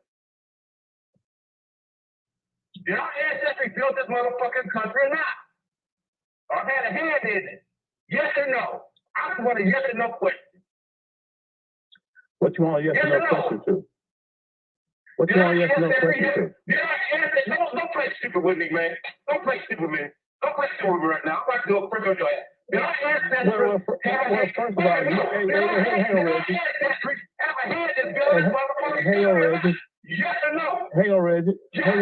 Easy got if you want to keep on, Reggie, hang on, let him answer.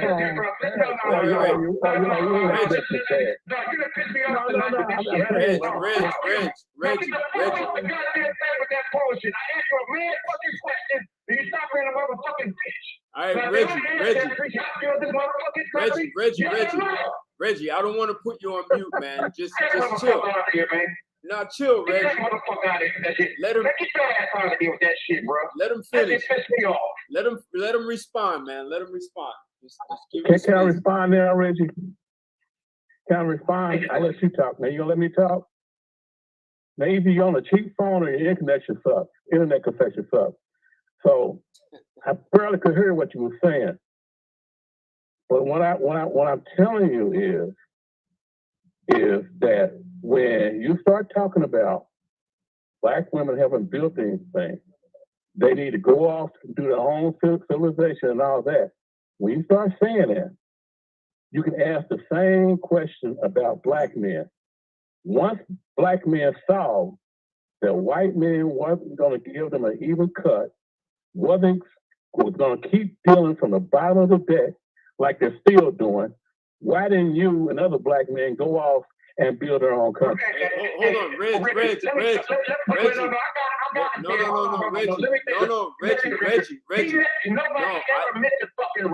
Listen. You came in here with that fucking bullshit. Right, this is not even about. Hold on. You made it a racial thing. Hold on, Reggie. You got fucking issues, dog. You got issues. Richard. You got some serious fucking issues. Hold on, Reg. There are about 7.5 billion people on the planet. Slightly more are women, so maybe there are 4.5 billion women out of the 7.5. I should say female. 4.5 female. I'm saying 4.5 billion females have side chick mentality. It has nothing to do with race. This is around the world. Every civilization around the world. No. I got that. I got it. That's all. This has nothing to do with. It has nothing to do with race. You keep saying, what's the difference? I'm saying this. If a Black woman say, "What have Black men built?" No. Listen. This has nothing to do with race because every man. If a woman was to say, "What have Black men built?" What would you say? Listen. Every defamation. man. How about that? No, Kendrick. Every man, from the guy who came up with the first vision of, or the tribe that fought, and then someone came up with the vision to build roads and civilization and sewer systems and electricity, all that the guy who came up with the plans for that, all the way down to the guy who sweeps the street and lays brick, all contributed to building a civilization. every last man contributed to it. Period. Well, in that case, women have contributed too. Hey, Patrick, may I ask you a question? Patrick, still on? Sure. Okay, Patrick. If you're out with a woman and you go down the path saying men build everything, if you really don't like it, go off and build your own civilization. You go down that path, and then the woman looks at you and say, "Well, what have black men built in America?" What would you say? I would have to be honest, and I would have to be honest about the failings, our failings, what we didn't do, the problems that we did not solve, that should have been solved for this generation, that's still not solved. And I would personally take responsibility for those things that have not been done, that should have been done by now. And that's my point. That's my point. You can't hold black women's feet to the fire with this. I said build civilization rhetoric. When they can turn around and say, "Well, look, as a man, what have you built?" Let me put up again. Nobody brought race into this. I got that, Reggie. I'll bring a race in, okay? So I got that. I'm saying as a black man, what can you say that you feel? The racial, yeah. Okay. So I'm going to take it back. I'm out of respect for Ted's show. I'm going to try to take it back to the topic at hand. And I have a question for the guys out here. If this is indeed the case about women and side chicks and whatever, what can we as men do about it? Put them out this country. Okay, make them go and do like Ted said. Make them go build their own civilization. Prove to me that you just as man as I am. Yeah. Hey, Kendrick, do you like the way that blacks are treated in America? Richard, I want to mingle. Well, you know what I'm going to. I'm going to say, if you don't like it, why don't you go build your own civilization? No. Listen. Hold on. Everyone, listen. I need Kendrick. Stop. No, Joe. Racial and the generic and the gender question. Here's the thing: if you want to ask any man, okay, black to black or Asian to Asian, white to white, what have you contributed? Or, if you were in a society in which you were on the lower socioeconomic, you were on the lowest part of the totem pole, you could still say as a man that if you left that country where you were a piece of nothingness, like women proclaim themselves to be, that they were suppressed and oppressed by women, you as a man could still go to another country and have a better chance of building a civilization from scratch as a bunch of men than you would if a bunch of women did. Exactly. So does that answer the racial and the gender question? Touche, Mr. Joe. Touche. Well, that's exactly what I'm saying, Joe. That's exactly what I'm saying. Okay. If black men are so disappointed with the white America, why haven't they built a ship and went to another country? This has nothing to do with women ain't back up in there. It ain't back to me. Look, I want to go back to what because that's the thing. It ain't got nothing to do with us men. Supposed to be doing it's back to women. This was got this thing. This would need to be a conversation. Hey, Richard, you older than all of us. What have you done to make a difference? What have you done? No. Hold on. You got here first. Wait. Listen, Reggie, stop. Well, he's not going to answer that question. It's not about Richard.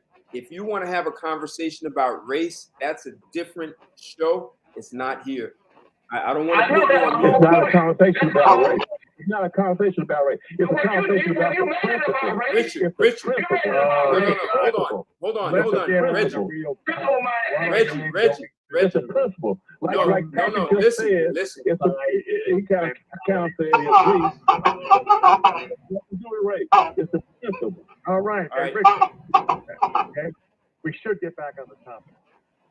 The topic is about what are we going to do with the side chick who has that type of mentality. She doesn't deserve to be thinking of herself in an elevated position. And to answer Patrick's question, yes, the men did put that, they push women up there, but women embrace and love being told things to do. And as a result, they are now the side chick. So can we get back on the show ends? Please do. Get back on topic, Joe. Then I think we need to start saying that men built everything and women didn't build it. Now, if you want to talk about women feeling like they're entitled to certain stuff, and then I think they have a sense of entitlement that's not deserved, and we can work on that. But that's what we're talking about. I think we can work on that. That's what we're working on that. Plus, Pat also brings up some good points about the fact that in order for them to have had this sense of entitlement, as Patrick had said, men pushed it, embraced it, and women believe as a sense that they deserve what we have built for them, when they in fact are not capable of building it to the same degree that men are. I hope I summed it up. Let's move on. Mr. Bacon, I would throw this question to you. How do we pick apart the men Wait, listen, everyone go on mute. Kendrick, and I need you to repeat that. And I gotta go on mute again. No, Common Man 80. I don't know if you've got some background noise, but I want you to come in and join on this conversation too. So yeah, I'm on. Can you hear me? I can, but give me a few seconds. All right. I don't know where the noise is coming from. What you hear, Ted? Hey, Common Man 80, go on mute. I want to see what happens when you go on mute. All right, cool. Kendrick, go ahead. Just real briefly, Ted. I was trying to ask. So how do we analyze and pick apart the minds of such men who allowed this stuff? Like one of the brothers saying, I think it was Patrick, was talking about BLM and George Soros, those types. How we try to analyze and pick apart this thing to try to make sense of it. How we combat this thing. Because my thing is showing such side chick type of women. But what other approach do us men need to take with this thing? Because you can get into some legal situations, like you said, dealing with these women. They can hold you and blackmail you against certain things, Ted. Yeah. I think one of the things we can do is we can try, and it's going to be very tough because we haven't figured it out ourselves, I don't think. But we need to kind of impress upon the younger generation of men the importance of building yourself, because really it's your faith, yourself, and the woman comes third. So you have to build those things up first.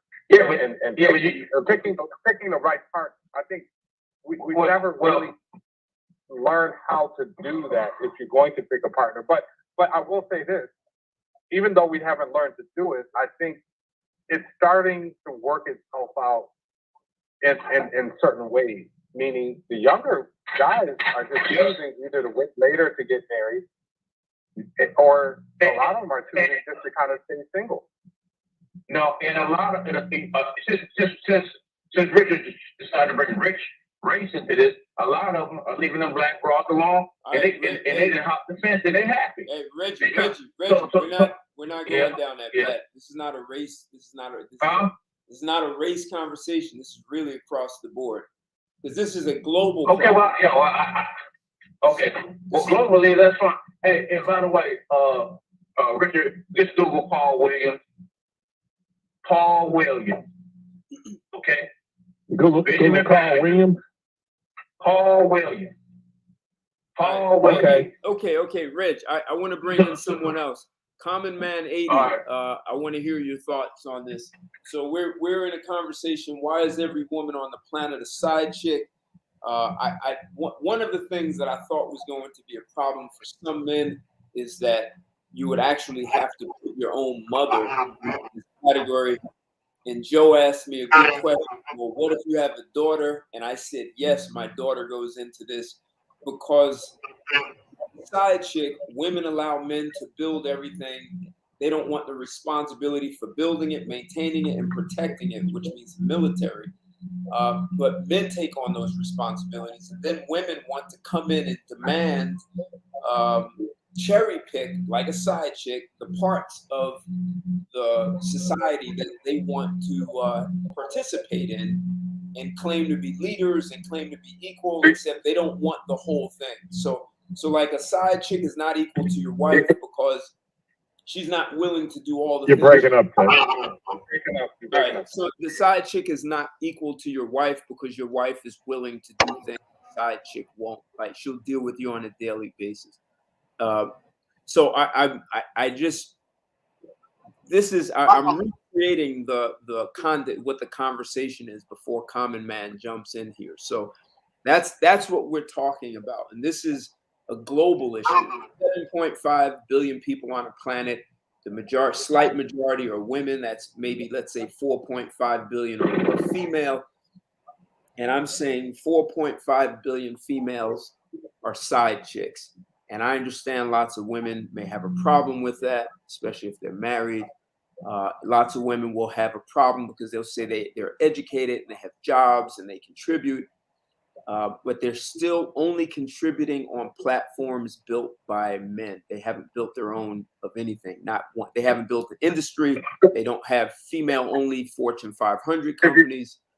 They don't have financial markets. None of that. So, Common Man, I'm going to take a step back and be quiet and hear what you have to say to this. Well, that's all true, but I wouldn't say all women are side chicks. I would say 8 in 10 women would have a mentality of a side chick, but not all women. Okay, now as far as them building anything, for the most part, they haven't built anything that can I wouldn't say that can advance humanity as a whole. Okay, they've done. I mean, for the most part, they've done nothing. All they do now, even in this day and age, is manage it. They don't build it. They're like, there's not a woman out here today that can build a rocket ship. There's not a woman out here today that can build a house. There's not a woman out here today. Well, there are some, but the majority of women out here can't even change their tire or fix their brakes on the car. Right. This other brother talking about what have men done, and then he wanted to put a race issue into it. I would hate to put the race issue into it, but if you want to talk about whether black, white, Jew, or Gentile, whatever, we want to specifically focus on black men. We can say, what haven't we done? We've been in every aspect of building since there's been building in this nation. All right, you see what I'm going to stop you there because it's not a race. Black men helped to build Washington D.C. Hey, Reggie, under the guidelines of Bennett. We'll drop the race issue. We'll stick back to we'll stick back to gender issue. Right. We'll stick to gender issue. Okay. Now, if women were able to build, then they would build. Okay, if women were able to build, then they would build. It's just that simple. But they're not building; they're managing, which is a difference. You understand? Women aren't building any new forms of medical science. They aren't building any new form of housing. They aren't building any new form of heating.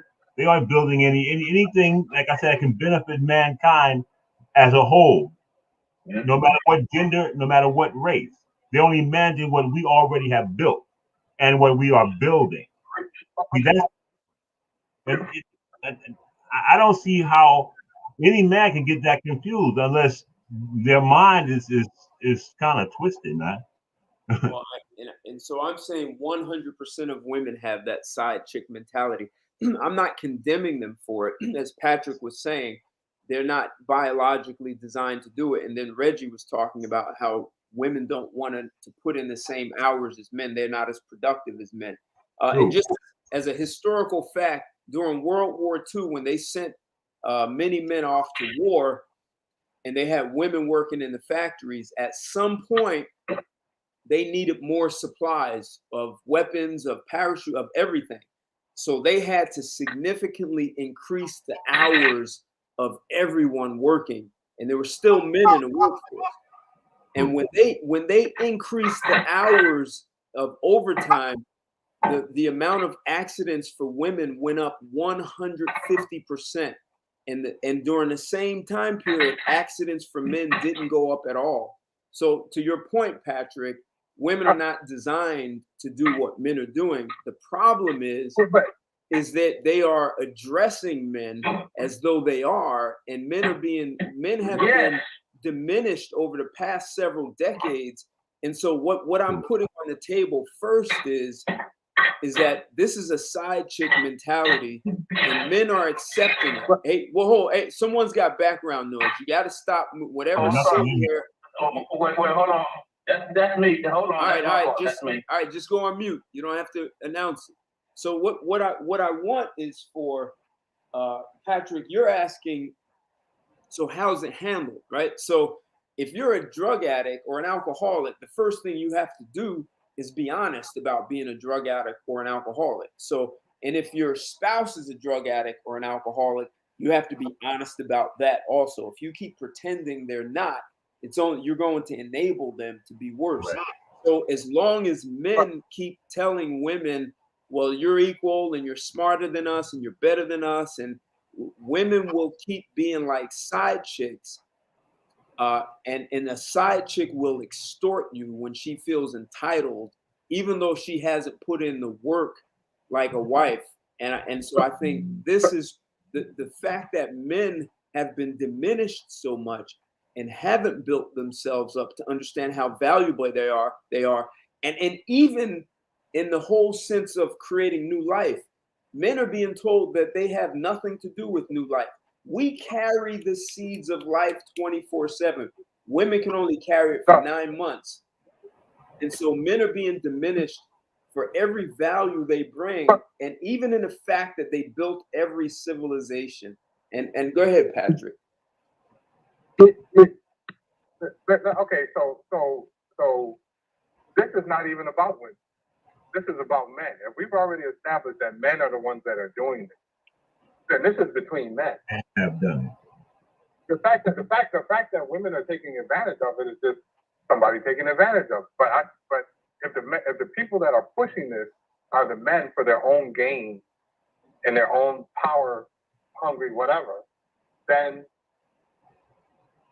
this is between men. Then this is between trying to get those men to stop, right? Because they're the ones that funding this stuff. They're the ones that pushing the law through. So this is not even that's true, Patrick. This is between us. Ultimately, it's the Jews, though. Yeah. It's the Jews. It's all been set forth by the Jews. It's not only. Go ahead, Kendrick. I was gonna add on to what he was 90 seconds. Patrick German that if you want to take the man out the equation, these women can't give birth to no kind of kids. All life flows to a woman. Every man born of a woman, but if you ain't got no man, how can she get pregnant to you? I just want to make that point. And we have to make it clear that what's going on is only in this country or in the Western world. The rest of the world, this doesn't go on. Regardless. Hold on. Any part of political aspirations and the agenda for dividing up the country by trying to make men believe that women were just as important, trying to make women believe that they were just as important. The question is, how do we deal with it, especially on a day-to-day level? Women are not going to change their minds, okay? Men have to take the bull by the horns and say, I am more or just as important or more important than you, simply because you carry around a uterus doesn't mean shit to me. You have to show me why I have to be this particular so-called either real man or why I have to put myself out for you. No, you have to show me by putting yourself out for me. If more men were like that, and then if women actually realize that men were like that, they would shape up. But right now, that princess mentality, that Cinderella complex, which is a book, by the way, they've embraced it. Well, they are. They are. Regardless of the man pushed it, they've embraced it. We have to let them know. We have to put them in check. We have to let them know. You know what, babe? because That doesn't Well, solve the problem. What The problem Disney, is what does solve the problem? Well, they are embracing it because they have no other choice. this man. Wait, hold on.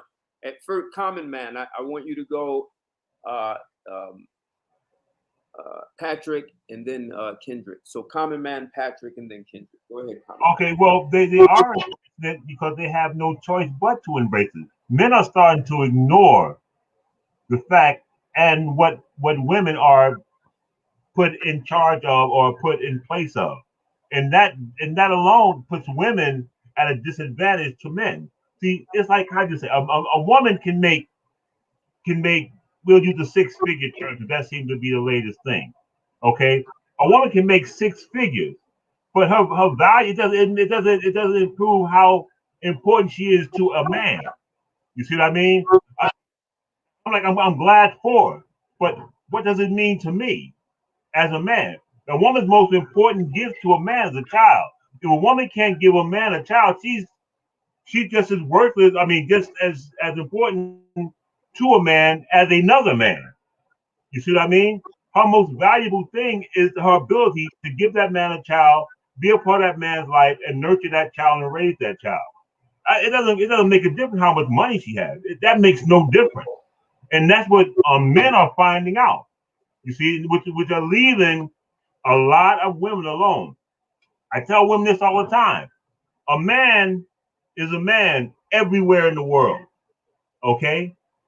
Today's woman is today's woman only in Western society. You see what I mean?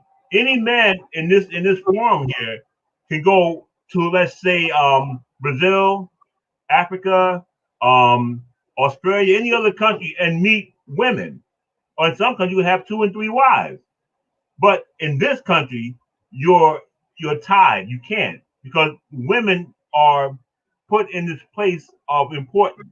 Now, on the reverse side of that, a woman from America, she's looked down upon in all these other countries in which I mentioned earlier. Okay, because women in other countries do not even agree with them. Don't like the way they think. Don't like the way they carry themselves with their masculine attitude. They don't even want to deal with it. It's like when I was stationed in Germany. Okay, most American women overseas was the loneliest people you ever want to meet. Okay, because the other women from that culture in Germany, up in Amsterdam or whatever, stayed away from them because they didn't want that masculinity rubbing off on them. But now men in these places overseas, okay, they got all the attention. Okay, the attention that you don't get here, they got all of the attention in these other countries. You see, the women in this country, yeah, we have to put up with it because we live here. But when I started the state, as I say when I started the statement, a man is a man all over the world. It's like when I was in show business, right? Women ask, okay, this is the deal in show business. Once a woman reaches 25, her value is basically gone unless she made something of herself. Okay, but a man in show business can be 65, 70 years old and still be successful. And this woman asked me, why is it that way for men? And I explained to her, I said, look, a man is a man around the world. Okay, a man can be a hero around the world. Okay, but a woman, if she's 65, 55, 65, she's a grandmother. Nobody gonna see her as anybody important, as far as being industry leader or the leader of a great crew or whatever. Then nobody gonna see her that way. You see, and she said, why is it that way? I said, don't ask me. That's just the way nature is. I didn't make the rules of life. Life is just the rules are made up. That's the way the rules are made in life. You see? So what you're saying is that there is a nature of human beings, and if we live in alignment with that, society would be a lot smoother. Is that it would run? It runs smooth and continue the flow of evolution. all right? Cool. The women in America, because they were put in this position, because they're so-called downtrodden and abused, as they say, okay, that they need to be put in these positions. All right. Now that they're in the position, now they're still complaining about being downtrodden and abused. Right. You know, and now it's like, what else can I give you? I mean, if you make a woman president of the United States, she'll have something to complain about. You see, even though she has nothing to complain about. You see. So Patrick, I'm sorry, Common Man. So that what you're doing is supporting. That's what a side chick would do. She wants access. I see what you're saying now when you say Right? that. All right. She wants access to the guy. The guy's married, but she doesn't want the responsibility of building a relationship. Now I see what you're saying.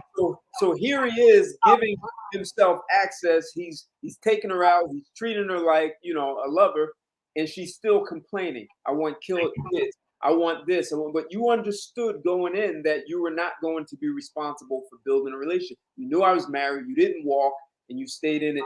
And that's a side chick mentality. And what you're describing is a side chick mentality. So even if she's not, even if the man is not married, okay, even if the man marries her, there's always the story of the man who works who works at the 80 hour a week, just giving her the $1 million home, the new cars, and whatever, but he's still not good enough because all of a sudden he's not there enough for her. And that's a side chick mentality. They won't put in the same work. So, But so Patrick, go ahead, Patrick. Between this gentleman and Joe, we have two other gentlemen who got her. Yeah, I can't speak for the rest. All right. So thank you, Reg. Go ahead, Patrick. I want to hear what Patrick and then Kendrick after Patrick. Well, I wanted to agree with Joe on one thing he said about, you know, basically almost boycotting this kind of behavior, and I think that's the key to it. When I look back at, you know, when I was in probably about 35, I had to look back on my life and say, what if all the decisions that I made and anything that went wrong was because of me? Right. And I had to do an in-depth look on the decisions that I made and how that impacted my life. So anything that went, you know, wrong or went left, I concluded was because of my decisions. Initially, I had said it was this woman, that woman. No, it's because of me. And when I took charge of my life, all of those things were wiped away. You know, so I think men are doing that now, Joe. But I think what's happening is it's going to take some time to see the results of it. We're already seeing, and the man Kevin Samuels is doing a great job in putting that out there and letting women know, like, the gig is up. You're gonna die alone if you don't know how to cooperate with a man, kind of thing. And I think we're gonna see. I think we're gonna see in the future the side effects, and we're already starting to see the side effects of all of this. So we got to give it time to play out. Actually, the side effects are happening. The problem is the older women won't tell the younger women that it's a dead end. They let everyone just keep going down the same. They in competition, man. Hey, especially in the black community, they in competition with this shit, man. This is across the board. This is not race. This is across the board, Reg. And I'm. You really think so? Yeah, because they didn't. It just didn't start in the black community. So it was fed to them. It was fed to them. Yep. So Kendrick, Patrick, what you're saying is good, but I'm going to give. Like most people didn't like the way I titled this, right? And that all women are side chicks, every woman. But when we like sort of strip this down and really look at it, you can see it. You can see that the same mindset, and the problem is men have accepted that, right? So it's like letting a side chick run your life, right? And you're married. So and that would be a disaster, right? So Kendrick, I'm gonna give a solution after Kendrick, and my solution is going to sound as extreme as the title of this show. Go ahead, Kendrick. I got one too. I got one too. All right, go ahead, Kendrick. Yo, this is my thing to you about this whole side chick situation. My thing is, if both of you engage that conversation, both of y'all need to understand the man and that woman, and you need to have a contract. You need something in writing dealing with her. Because if not, something can backfire on you, and it's gonna land you in a lot of hot water with the laws of the land. So that's what That would be my only logical explanation to dealing with those type of women. Well, I'm But saying maybe all you women. gentlemen can correct me. This is all women. See, I'm not making an exception. I'm not letting any woman off the hook. It's 100% of women across every female in the world is what I'm saying. Okay, you know what? Every female in the world, deep down has this mentality or have it in her. Can I word it like that? Because I agree with you as we spoke earlier. But if I said if all women are side chicks and all these other women say, "Oh, this side chick, she ain't nothing but a hoe," then that just validates what I've always said. Every woman is a whore. Bottom line. Right. I had a friend of mine that said that in the army about his daughter. His Hey, daughter was only like 10 years old. He said she's a whore. He said because her mother told him that all women are whores. That's Wait, why he Reggie, said that. Reggie, hold it. Reg, he was just making a point. He was adding to what you said. I don't think you heard what he said, did you? Oh, who was that? That was Common Man. He's on YouTube with me.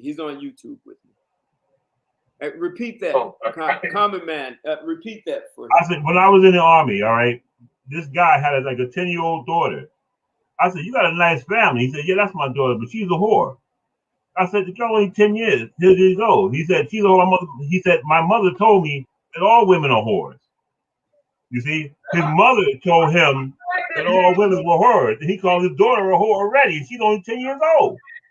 You see what I mean? So he's preparing for her later in life to screw him over or to screw some man over. You see what I mean? And you're breaking up, and I really want to hear this, but you're breaking up. Can you kind of like, what are you saying?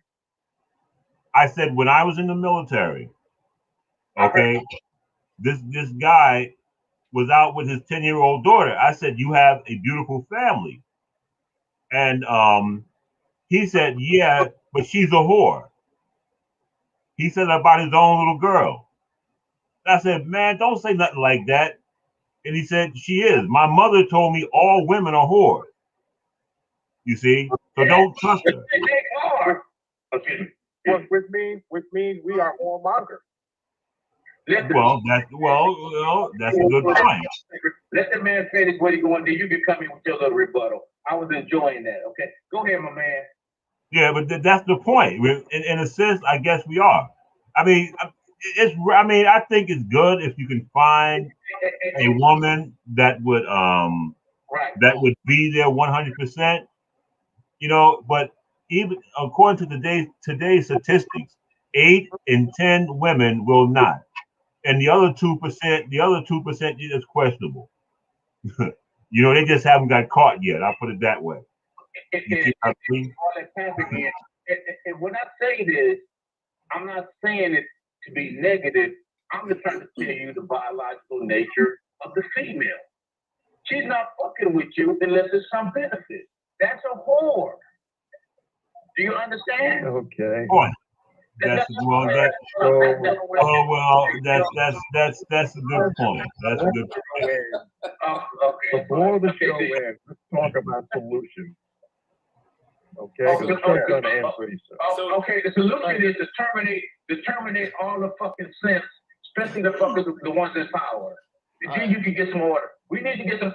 You need to get that Afghanistanian fucking attitude on this in this country. Yeah, that's what it is. I get it. We need the cartels here too to clean up too, Red. You need to. I'm rocking with my Afghanistanian brothers. I got respect for them cats. I do too.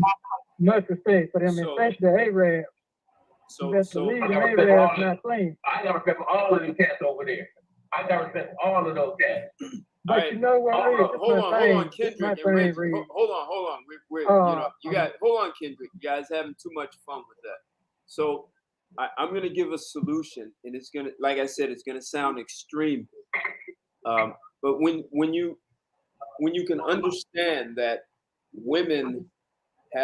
females have a side chick mindset. So what I'm going to propose is a mindset.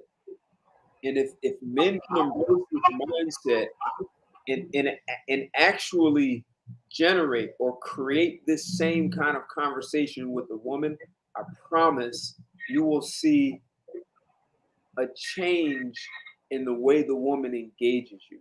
So the solution is this. If women have told us for decades that they can do anything a man can do but better, I think that's a great idea. I don't refute it. They want equality. I think we should give it to them. And I think we should carve out an island and say, here's how this is the way you're going to get equality. You're going to have to take however many millions of women with you and build your own civilization. Don't call us for anything. When a pirate show up on your island and turn it into a whorehouse, don't call us. They whores, bro. Hold on. Reg, you get too excited about it. Okay, I'm sorry. You get too excited. I'm sorry. All I'm saying is this is how you get what you want. So if now you have women who they get an education, they get a job, they buy a house, and when they meet a man, they can say, "Hey, come to my house," or "I'll go to your house," right? So if women build their own civilization, roads, bridges, skyscrapers, they have to drill oil, mine iron ore, copper, silver, gold, diamonds, all that stuff. They will have a much better understanding of the value that men bring to the table. So if they're successful with it, they will understand men better. If they fail at it, they may put more value on men. But if they're successful and build their own civilization, then it's like a woman having an education, a job in her own home. They can invite us to their island. We can check out their place and come back to ours, right? What I'm saying, Reg, hold on, man, hold on. Okay. All I'm saying is if men take on that mindset of, I know as men, we've built every civilization in the world. And until women match that, we are not equal. We may play roles that are important, but I'm never going to see you as equal. And I think it's a mistake for us to continue to displace men in the workforce. Like Reggie was talking about Afghanistan, the Afghan men are literally going door to door and kicking women out of the workforce and giving the jobs to men. I mean, so why should men serve in the military, risk their lives, come home and be unemployed because the company has a program for hiring women? So if women stop building their companies, they start small businesses, they help send a man to the moon, but all of this is done on a man's platform. They need to go build their own. And if women are telling you that they're powerful and they can do anything, then the way to respond to a man is to have that kind of mentality, which is, hey, if you all are that good, you should pack up, leave, go build your own island, and you'll never have to worry about being oppressed by men. Then they'll be oppressed by hard work. And I'm gonna stop there. Okay, I agree that if they did that, they would be, because they'd be suffering the same kind of pain that men did when they started out. But if you meet a woman tomorrow, maybe even introduced to you by one of your close friends, what's that conversation going to be like? If she comes out talking about equality and being oppressed and the patriarchy, I'm going to say, do you know what the solution is? Because I would say, yeah, I think the patriarchy is horrible and women are oppressed. And I still can't understand why women haven't packed up and built their own civilization so they could show men that they're better. I won't argue with her. I think you should pack up. That's a good one, player. I like that one. I think you should go get 10 million women, all of you pack up and leave us patriarchal oppressors and build your own civilization. But remember, you're gonna have to drill your own oil. You're gonna have to mine, and when you mine the iron ore, then you're gonna have to build your own machines and all the stuff that comes with it. And that means you have to invest your own All right, capital. then how? You can't come back to us for capital. Okay. Create your own technology. How do you cultivate, either find or cultivate a relationship with a woman nowadays? Without saying, and even if you want to An say American woman.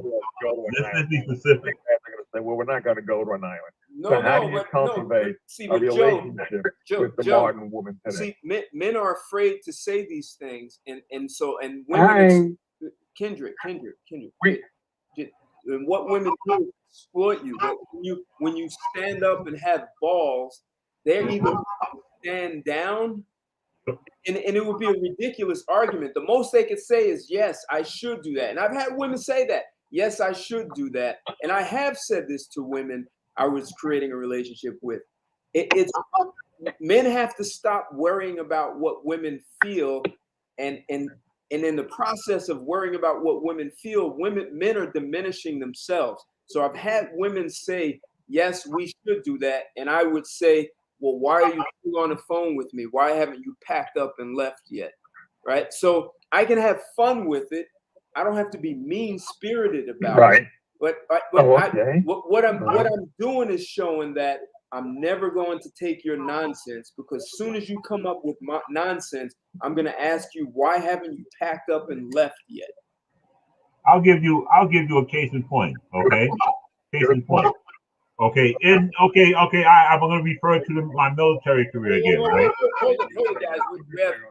We have two people. And now you continue to call each other. Hold on, Patrick. Do you feel that you found somebody that you can cultivate a friendship with? Hey, Patrick, I didn't hear anything because you and someone else were speaking, and I was trying to direct traffic. So that wasn't me talking.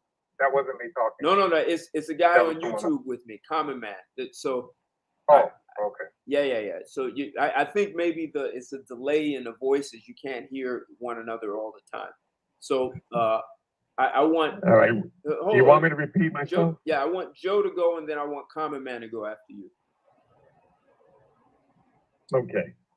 So now you're on the phone with the woman. She either thinks you're serious and she doesn't want to be bothered with you anymore. Okay, so you go on to the next woman, and then you find a woman who either thinks you're not serious but joking around, and she wants to continue seeing you talking with him. So how do you cultivate a relationship with her if she still has the mindset, and just because you said it once to her doesn't erase that princess and that Cinderella complex mentality? So how do you cultivate that relationship with her, or do you? Well, look, if you're smart as a man, one of the things you're looking for is compatibility. And if the princess mindset is compatible with you, keep moving. If it's not, then you need to check her in a way that when she meets the next guy, she's going to be way more thoughtful about her attitude. And if the next 10 men in a row check her, at some point, she's going to see that attitude brings zero value to any man. And see that if men could understand you checking a woman, it's almost like taking one for the team. I'm willing, but men are so worried about, what if I don't get the pussy? But you may not get it anyway. Right. And if you do get it, you're doing it at the risk of bending over and letting her put on a strap on, and you taking it in the ass because you were trying to get sex. So if you have the balls to stand up, she's going to respect you more. Why do you think so many women go to bad boys? Because the bad boys don't give a shit the way you give a shit. Okay. That's really why they give it up to them. And they turn on Kendrick, that's a different conversation. That's true too. But the bottom line is that men have to stand up, as we've been talking about from show to show. Right. Respect ourselves. Right. Let the women know that you've got to bring something to the table, and if you don't, hasta la vista. Pack up and leave. You can go build your own. But ultimately, it's got to be, look, this problem happened, as Patrick said, because men created it. Not only did men create it, the majority of men gave it a pass and let it grow. Men could have snuffed this a long time ago. Okay, can I speak? Go ahead, Common Man. Okay, I'm gonna give you. I keep referring to my military career, right? I'm gonna give you an example. We can barely hear you. Okay, I'm gonna give you. Can you hear me? Oh man, that's you. You can't hear Are him. you talking on No. the phone? Like, are you near the? You rough, dog. You rough. Internet. He's on what? He's on a computer. He's on YouTube. Like I'm on YouTube. I'm on YouTube and Blog Talk. But I'm- Okay, can you hear me now? can That's better. If you can call into the There number, might be a delay. No, it's too late. It's too late. The number won't accept any callers now. At this, it's past 9 o'clock. It won't accept it. Okay. Okay, okay. Can you hear me? Can you guys Yeah, hear? go ahead, Common Man. Go ahead, Common Man. They can hear you. Yeah, Okay. yeah. You just have to be closer to your computer so they can hear it clearly. Okay, I'm gonna refer to my military career again. Okay, in the military, women are not allowed to fight on frontline battles. Okay, I don't care what they tell you. I'm telling you, I was there. We don't allow them to go in front line because women, they'll fail in the positions in which they're put in. See, the Army thinks more like Ted, all right, because they know what's going to happen when they're there. I train with them, okay? I train with them. I saw that they couldn't carry a 90-pound sack 20 miles when we were first in training, okay? I saw them flinching when explosions was going off, okay, or covering their ears, okay? That's not what a soldier does, all right? Now, I'm gonna go further back. This is not my military career. This is some of my training films. Now, the Vietnamese women, they fought side by side with the men. They were sometimes as vicious as the men, or sometimes even more vicious. Okay, but in this day and age, they take their traditional roles as wives. Okay, they take the submissive roles as wives. The women that should have every right to be equal to men went back to their traditional roles, the ones that survived. You see what I mean? We in America gave women everything. We gave it to them. We gave it to them on a silver platter, and they're the ones that talk the most crap about men and how we don't give them enough when we gave them everything. We gave it to them. They didn't have to fight in any wars or battles or anything side by side with us. We were there by ourselves, dying for what we call America. Okay, so when we go back to your all women are side chicks, I understand what you're saying because those same Vietnamese women they should have the mentality that the American women have, but they don't. It's the same as Africa. They were African women warriors. But today's African woman, okay, is or today's women on the continent of Africa are submissive and they'll take the wifely role with no problem. They even have a problem with American women. But American women don't share the same experiences. The women that should be the ones that are demanding all these equal rights and all everything, or the same job or whatever, they should be the ones that should get it are the ones that are rejecting it. The ones that didn't have to do anything for it are the ones that saying they're fighting for it. You see what I mean? So the whole thing is kind of twisted. And I agree with you that we should give them their opportunity to go out to build for themselves, to grow their own nations, to grow their own cities, even. And you can even look at that. Even the women today, most women run most women run counties or even states. But we'll say county because that's smaller. We can see that, or even cities. Most women run cities in this country are basically shitholes. Okay, they have the most gang violence. They have the most murders. They have the most rape. They have the most robberies. The most crime. Most women. I mean, I don't. Matter of fact, I can't think of one that's not run by a woman, whereas all that doesn't take place.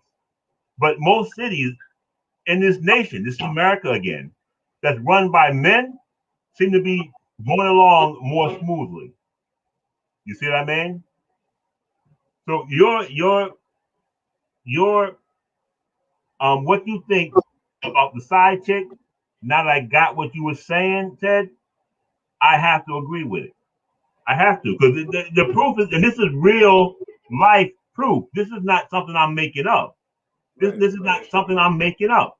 You see, and now even women from overseas, women from overseas are getting kind of fed up with it. Because I was just watching a video the other day with this woman called, her nickname is Filipino P. She was getting on American women. You see, she was explaining how women in the Philippines, you see, don't like the role that American or Western women have. You see, she said, he basically said what I just said. You're basically taking advantage of what you have. You see, women in the Philippines won't do that. You understand? And another woman, I think she was from Africa. She said the same thing. These are two entirely different parts of the world.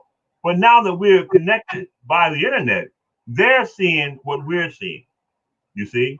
Right. And it goes back to your point again. You know, the point that I understood what you were saying. You understand? Yep. Yep. Well said. Thank you. Thank you. A common man. Yeah. I got some amigos that I contract out to work on my properties, right? And man, I ain't gonna lie, man. Sometimes they damn wives show up with them. I'm sitting up there just looking at it. I'm like, look at this shit. I mean, I see it all the time. These chicks come, they work a shop, they might not work as hard, but they there to assist their man or whatever, right? And everything. And then I told one of my amigos, I said, yeah, man, I got to come over here, clean up the house, man, get it ready, come clean myself. I come fuck on the next day. I said, yeah, man, I got to go pick up some stuff to clean up the house. He said, don't worry about it, man. My wife came over. My wife cleaned your house clean. I get over there. Wife brought a brand new vacuum cleaner, brought all kinds of stuff to make sure that my house is clean. I stood up there and looked at that shit. I mean, I was like, look at this shit. So hold on. Isn't that incredible? I just watched yesterday morning. And what I watched this. There's a white chick that there's a white family next door to me. They have a side business. They have a side business where they sell products outside of their home. The wife and the husband were loading their car in the morning to make deliveries. And I looked at that. I said, "Oh, sweat! She's helping him load the car. She's helping him load." I mean, I was like, "Now that's surprising." And it was like about 6:30 in the morning.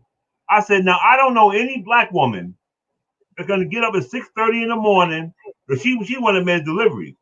Help her husband load the car up with all the goods they had to deliver and then let it go." You see, I don't know anyone. Even when I was married, my wife wouldn't even help me wash the car. What nationality was she? I didn't hear. Just a white woman. Just a white one. She live across the street, as a matter of fact. Her and her husband. Okay, go ahead. You see?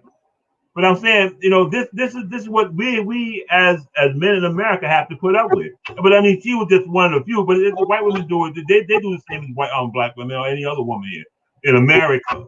In America, we have to keep that in mind. It's America. If you don't travel, you would think that all women were like that.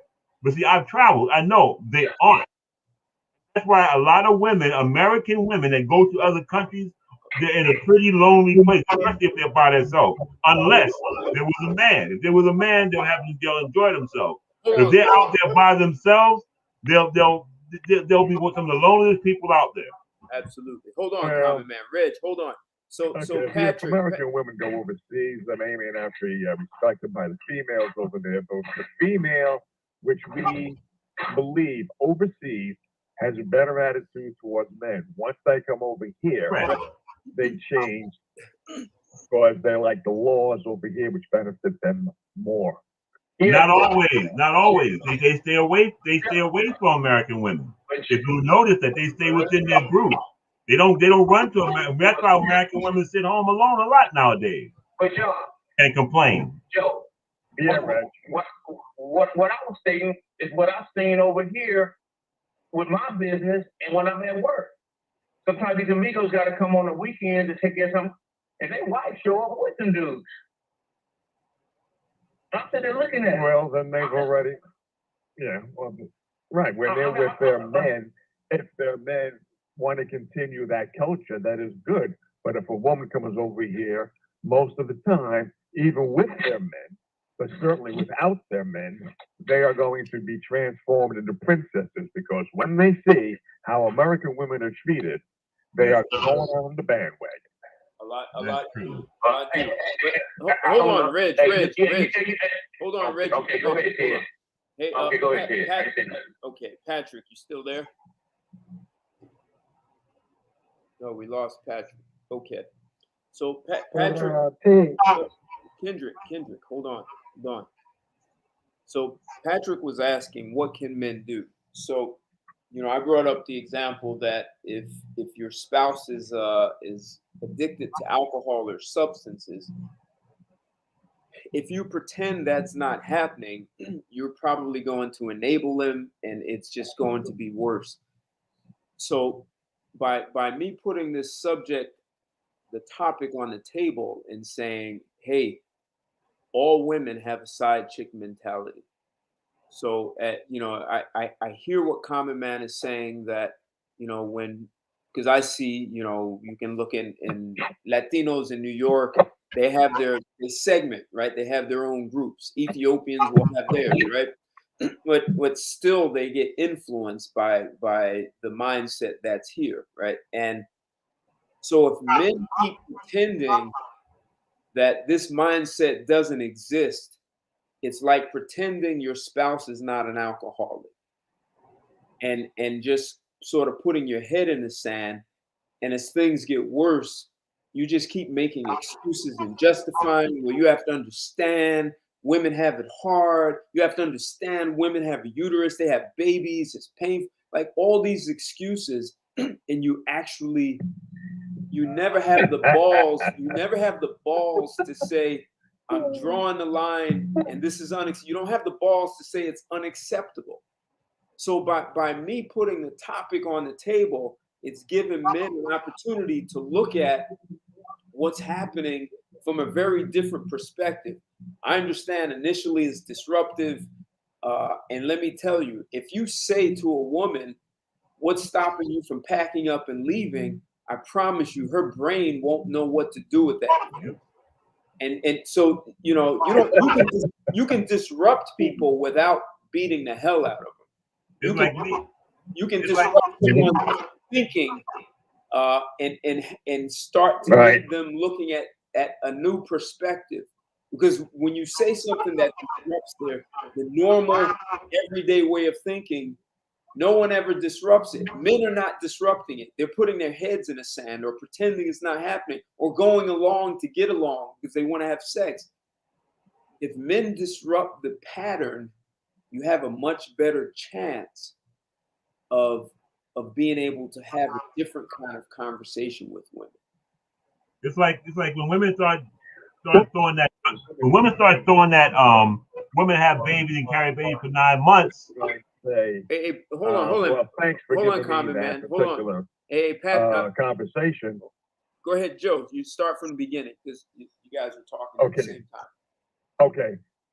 What percentage of women, let's say you were going to meet a woman, a woman every week, okay, either introduced to you or you met, and she was interested in you, and you had that conversation with her, and she brought up the fact that she liked to be treated like a lady, was a princess, and you used your disrupting methodology. And how many women would you think that you would have to go through, not just you, but men in general, based upon the percentages of women who have that princess mentality? How many women do you think you would have to go through in order to find one who says, you know what, I like that, I'm going to give it thought, and you think that you made an impact on it? One out of 100? One. I would have to go through one woman. No. How many women would you have to go through? If you say for the first woman, it's going to first work. week in January, it's going to work. She may say, It's going to work. She may say, bye-bye. Nope. The second woman may say, out of 100 women, Nope. how many women would you have to say that to for that one woman to say, oh, I see what you're getting at? I just told you, the first one. And then so the first one would automatically say, and then the second one. She would get it. And then the second one, and then the second one, and then the third one. Let me tell you why, and I'm going to add something to it. I tell women a few things, and here's one of the things. And only once a woman got upset by it, and then she went out with me later anyway. So here's what I say to women, Joe. I say, I ask them if they've ever seen the warning label on the side of a pack of cigarettes. Usually they say yes. I say yes. I say, the warning label on cigarettes tells you it's hazardous to your health. It's dangerous. Cigarettes can cause cancer, blah, blah, blah. And then I say, I too come with a warning label. And do you know what they always say, Joe? What is it, right? You know what they say, Joe? What? What does your warning label say? I'm going to smoke you? What? They ask me, what does your warning label say? And I tell them, my warning label says the following. I said, you know how most men go out with a woman and they put their best foot forward and they want to show they're a nice guy? I say, I don't have a best foot to put forward, and I'm not a nice guy, nor do I ever want to be a nice guy. So if you're looking for a nice guy, you should go with that other guy instead of me, because I'm never going to be a guy and I never want to be. So don't look for it. And I don't own a best foot to put forward. And so they get that. Let me tell you, that's disruptive because they don't know what to do with that. Right. So they say, okay. They say, well, what does that mean? Does that mean you're going to be mean to me? Say, well, look, I'm not a mean guy. I'm just not a nice guy. I'm never going to try to be nice to you, and I'm never going to try to be mean to you. I'm going to be so blunt and direct with you. Some days you're going to say that's not nice. And I'm going to tell you, I warned you up front that I'm not nice, but I will be brutally blunt with you, and you may not like it sometimes. And you know what? You know what all women have said to me, except one. They say, nice guys never make it with me anyway. I don't like nice guys. They give me some version of they don't like nice guys anyway. Right. So when I say go pack up and move to your own island, that's something a guy who's not a nice guy would say. Mm-hmm. Yet, Joe, you're struggling with this because too many guys try to put their best foot forward. I'm telling you, no, Joe. I'm listening to you. I'm hearing you. I am. See, because too many guys are trying to be nice and put their best foot forward and show how much they care. I agree with you. Scatologically thinking, I don't give a shit about that. I want to be myself. If you don't like that, I'm okay with you walking, but I'm unwilling to get on all fours and get plugged up my ass just for a piece of ass. Right, I understand that. I'm not struggling with it. That is the way men should be.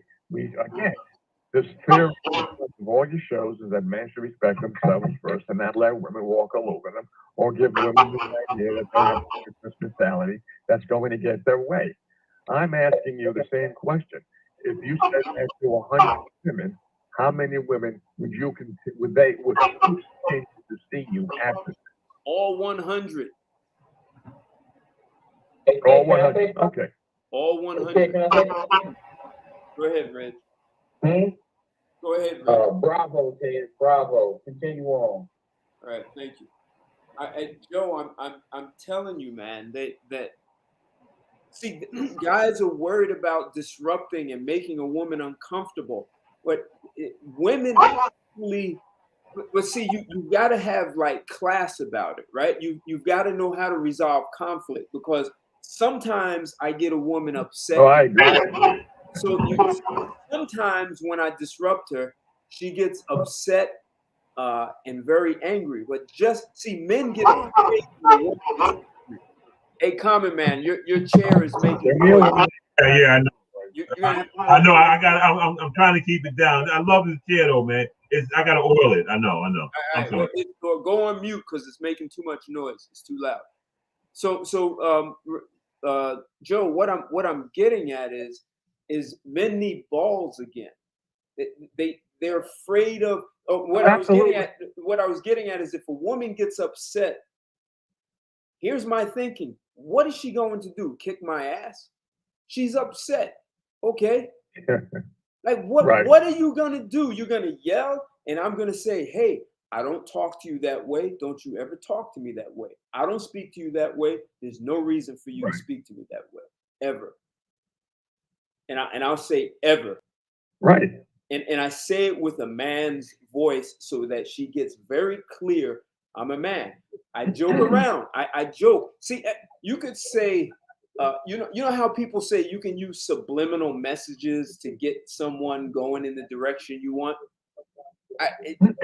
Joe, I say things like me man, you woman, man speak, woman listen. Like when I say man, me man, you woman, I say me man, you woman. They laugh and they say, "Oh, you sound like Tarzan," and blah blah. But I make jokes that clearly state I am a man, and there's nothing you can do about that. You have no power. That convey the message. And I do it joking. I do it. There's a time to be serious about it, but I keep plugging at that. I keep making it clear that I am the force, and for guys to develop their own mind, even though women think they're smarter than men and more mature,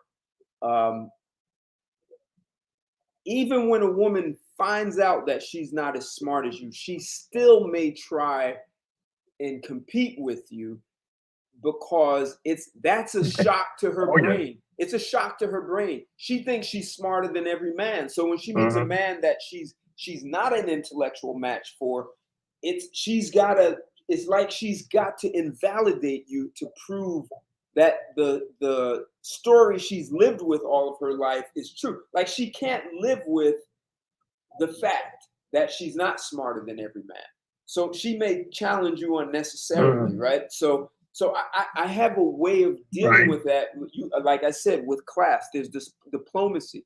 So look, I'll treat a woman well. Like I'm not like I'll fuck you up, bitch, and I'll break your jaw. But I will tell women, look, the average guy can knock the average woman's head off of her shoulder. That's not a position that women should put themselves in.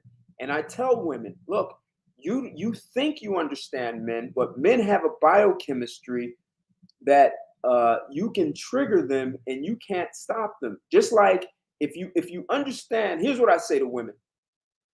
If you understand that it's a stupid idea to get into a cage with a lion because you think the lion is roaring at you too loud and you're going to go get in the cage and fight him, you know that's stupid. Well, women should be taught that men are more dangerous than that lion. So I have these kinds of conversations, Joe. So some of these things, maybe men don't have these conversations with women. And if she doesn't like it, I'm okay with that, except when she goes to the next man, she's heard this from me. Now she might think about it, but if she hears it from the next man and the next, at some point she's going to see that she's on a dead end. Like she can't continue. Yeah, if more men stand up, if more men stand up to be more forthright, she continues to find more men like that. She will, hopefully, eventually, break herself of the princess mentality and the Cinderella complex.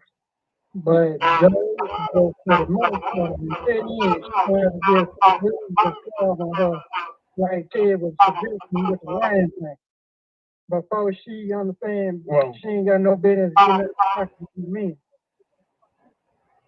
Well, what Ted was suggesting was bruises on the psyche, not on the body. Right, exactly. Yeah, but I'm the opposite way. I ain't just about the psyche. I'm about the body too, Mr. Joe. you know, I don't endorse violence. Yeah. But you know, Mm-hmm. but if it comes to, well, if a woman gets up in a man's face, then especially if she puts a hand on a man, right? I mean, the man should have the right to knock the shit out of her because you want to hear, well, you're stronger than she is. Well, yeah, but she can pull out a knife. She can grab something right nearby. She can butt me in the head. She can kick me in the balls. Doesn't matter if she's not as strong. If she's determined to hurt me and taking advantage of the fact that I'm supposed to be a gentleman in a fight, but I'm going to get hurt. So that's bullshit about, no, you don't hit a woman back. Bullshit. Man, I've seen. You can walk in that raised in that man. That's the part that I'm conflicting with me that they don't understand. I've seen two men. I mean, they do it. A lot of people face simply because they think they can get away with it. Exactly. And then they expect the man to back down. And if he doesn't back down, all of a sudden the law. The man has to show up. Hey, hold on, guys. Joe, only in a first world country do the law promote all this foolishness, but in a third world country they don't have that say so. It's the law that land has got that's why. Spoiled like this. I've seen two men. Methodology of dealing with it, either in a guilty way, but definitely in a serious way, without having to let the women know that he's a bully, that he's a tyrant, that he's part of the patriarchal society. He's, being forthright is the way that men should be. You've got to respect yourself first and let the women know you're not taking any bullshit, because then you have no excuse later on saying, well, I didn't know you were like that. Yeah. Did you ever meet me? Of course you knew. Well, hey, hold on, guys. Hold on. Common man, go ahead. What were you going to say? I've seen two men in my lifetime get killed behind that I don't hit a woman shit. One was in Baltimore and one was in Jersey City. Okay, the one in Baltimore, they were fighting in the park. The one pulled out a blade, cut him right below his stomach, and his intestines fell out in his hand. Okay, it was another one up in Jersey City. The woman stabbed him like 4 or 5 times with a knife. Okay, but when she was smacking him, he wouldn't hit her back.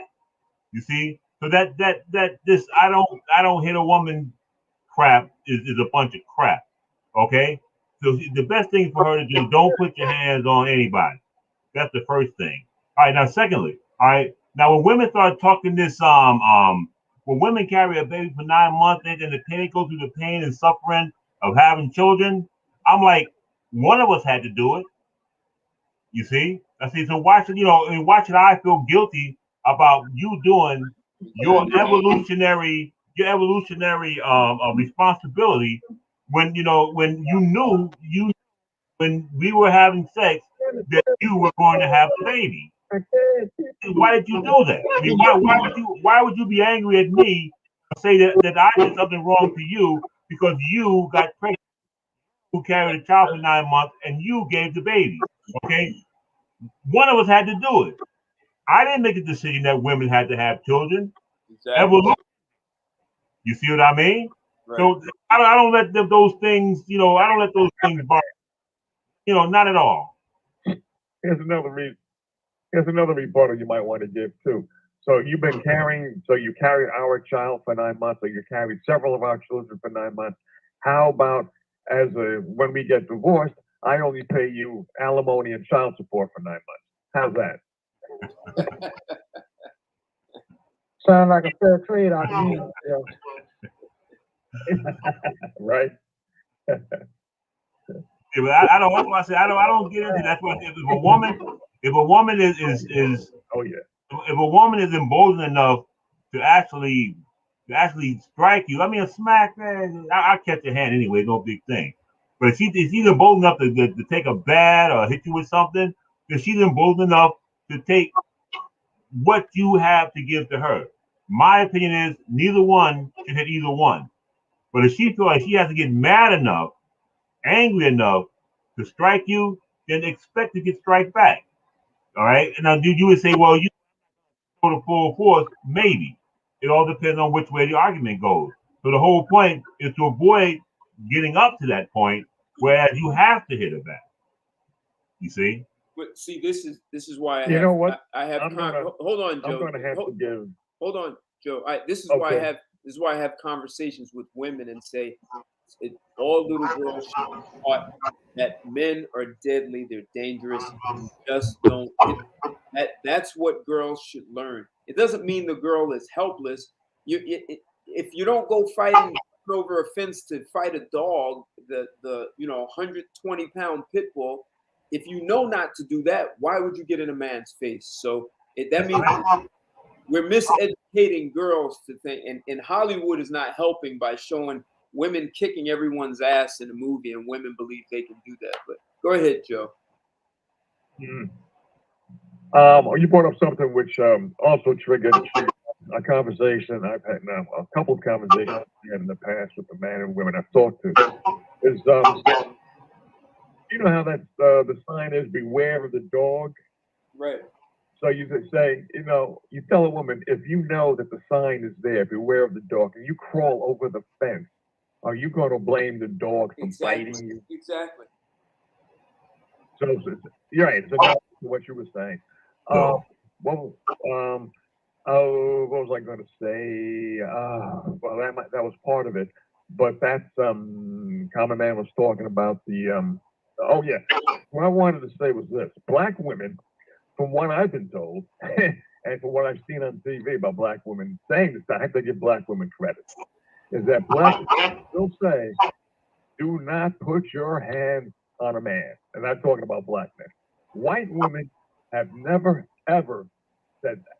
White women have always said, no, a man should never put his hands on me or on women, because we're always talking about white women, because we are biologically weaker. So there's a major difference, but that's an introduction of race. So okay, I'll get off of that. Hey, so Joe, let me give you a statistic, Joe. Black women are significantly more likely to be beaten and killed by their men than any other race of women in the U.S. Do you know why that happens? Is that right? Why? Because they are more likely to put their hands on the man. Yep. I could tell you, I give you an example. My father had a scar. My father passed away. Never put your hands on a man. And they were talking about black men. I'm telling you, to hear that they actually void their own advice. The statistics, the facts show otherwise, that they are putting their hand. And in the Harvard Medical School did their research says that 70% of domestic violence, this is across race, 70% of domestic violence is initiated by women, not men. I'll give you an example. My father had a scar on his eye, over his left eye. You brought that up on the shows before. I looked it up. I found that. Good, yeah. good. Okay, my father he's passed away now. My father had a scar all the way down the side of his face on his eye, over his left eye. My mother hit him with a glass bowl. This was like 1960. This was like 1965. It took his eye out. Oh, you see what I mean? That is crazy. She was mad at him. She was mad. My father didn't hit her at that point. Okay, but he hit her after that. After that point, it was on. But that's exactly what you're talking about. Women, with some, I don't know why, but we'll throw the race in there. Black women have a tendency to think that they could beat you. I don't know why. I don't know what puts this in. What puts this in their mind? In their mind. Why would they think that, and at the same time say that they understand that black women should never put their hands on their black men? No woman should put their hand on anybody, on any other man. Yeah, it's like Ted was saying earlier. You put a woman in the cage with a lion. Would she go in the cage and fight a lion? I'll give you a better example. Would she go in the cage and fight a cat? You see what I mean? A cat. I've seen where a cat will take a woman down. A cat. You see what I mean? So you can't play both.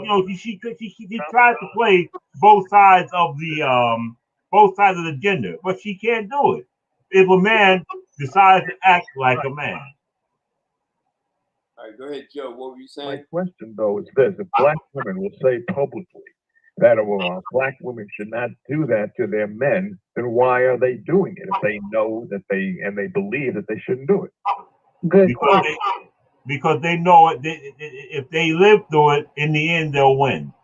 Because she knows that in the end she'll win, because she'll just call the cops, and she could have been the one that started the whole thing.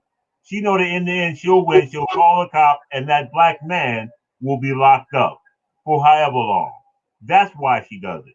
But she has that protection, that she knows that she could get away with it. That's why. There's no other reason why.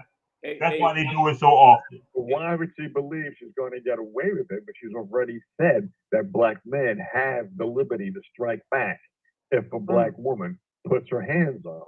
So because knowing that the man's going to strike back. The police. Because the bottom line is she trusts him. She trusts to know that he's not going to kill her. He may beat her up, but he's not going to kill her. As far in her mind, she's thinking this. You see, in her mind. And if she does, and like I said before, if she lives through it, she'll get the last punch by calling the cops to come and get you, and you're going to prison. That's why. Hey guys, I want to share. Hold on, I want to share something with you. Let me do a screen share on this. I said I was going to share this, and this is the article that inspired the topic. I had never thought of all women being side chicks. So this article, someone actually posted something on Instagram, and when I saw it, what they posted was about this story. My app's about to make me go off in a second. All right. So go ahead, then. All right. So this you guys can see, this is the Daily Mail. It's in the UK. And this story just came out, I think, yesterday. Yes, August 28th. So the headline reads, Mistress reveals her 4-year affair with JFK and compares him to Harvey Weinstein. Psychotherapist 83 says President singled her out as a student and promised her fame and fortune. This is the side chick. She was a side chick with JFK and didn't get what she wanted, right? Her name is Diana DeVay. 83 has opened up about her affair with JFK for the first time. Her affair with the then senator started in 1958 and was on and off for the next 4 years. She said, despite the Me Too movement, she was still seeing many young girls getting involved with powerful older men like she did. She said the whole idea of conferred specialness, you go to bed with me, I'll make you special. We've seen a lot of that with Harvey Weinstein, she said. So let's see, probably won't read it all, but it starts with an 83-year-old grandmother claims she had an affair with President John F. Kennedy when he was senator and she was a 21-year-old college student. Diana DeVay, who now lives in New York City, wrote her story for Airmail News, a digital weekly, in her own words. She told the New York Post that despite the progression of feminism and the Me Too movement, she still sees too many girls devoting themselves to older, more powerful men, much like she did. She told the Post the whole idea of conferred specialness, you go to bed with me, I'll make you special. We've seen a lot of that with Harvey Weinstein, Roger Ailes, show business. DeVay's account of the alleged affair was previously documented in Sally Bedell Smith's 2004 book, Grace and Power. The private world of the Kennedy White House, with whom she told the New York Post she spoke with on a promise of anonymity, which was broken. DeVay met John F. Kennedy in Boston Ballroom in 1958 while she was 21-year-old junior at Radcliffe College in Cambridge, Massachusetts, she told Smith. He was on a re-election tour for senator when he gave a speech in Boston before sidling up DeVay's table and asking to sit. DeVay recalled Kennedy asking her date to give up his seat. She recalled to the New York Post. I mean, so according to this, it's saying that this woman who had an affair with Kennedy when JFK was senator asked if he could sit next to her, and she was with her date. She told her date to get up and sit next to Kennedy. And as this article goes on, you'll see she made herself a victim. It goes, give me your seat. Kennedy says, give me your seat so a tired old man can sit next to a pretty girl, Kennedy allegedly said, according to the outlet. Her story slightly from what Smith reported in Power. Someone go on mute. It's background noise or feedback. In that account, they're saying in the book the woman wrote about her, it said in that account, DeVay said there had been an empty seat next to her when Kennedy asked to sit down. Before the relationship started, DeVay admitted she felt like she was wilting. She wrote in airmail, but here, now in this ballroom, adrenaline poured through me, a star galvanizing a crowd. Here he was, center dais, easy in the spotlight, finally a place to land, a place to belong. I just had to become part of this. Glamour, drama, suspense. How would it turn out? Then suddenly the senator was at our table. She recalls wanted Kennedy to notice her, right? So she wanted to be noticed. She said, I wanted to be one of the favorites. Actually, I wanted to be the favorite. Those are her. That's what she said she wanted when she saw him doing his speech. Kennedy would personally invite DeVay to his next event outside of Boston. She and Kennedy would have an on-again, off-again affair for 4 years. His driver picked her up from her Radcliffe dorm room, according to Grace in Power, and drove her to these events, and his staff would attend to her by grabbing her coffee. DeVay wrote for Air and Mail that she later realized that they were actually doing, making sure she was inconspicuous at public events and not drawing attention to herself. She said, what could I have been thinking? Obviously, I wasn't thinking, she recalled. I was feeling in full movie star infatuation mode. Only this movie star was a worldly actor who was going to make everything different, and I would be part of it, carried along in the wake of his power. I didn't realize then that I'd simply been netted.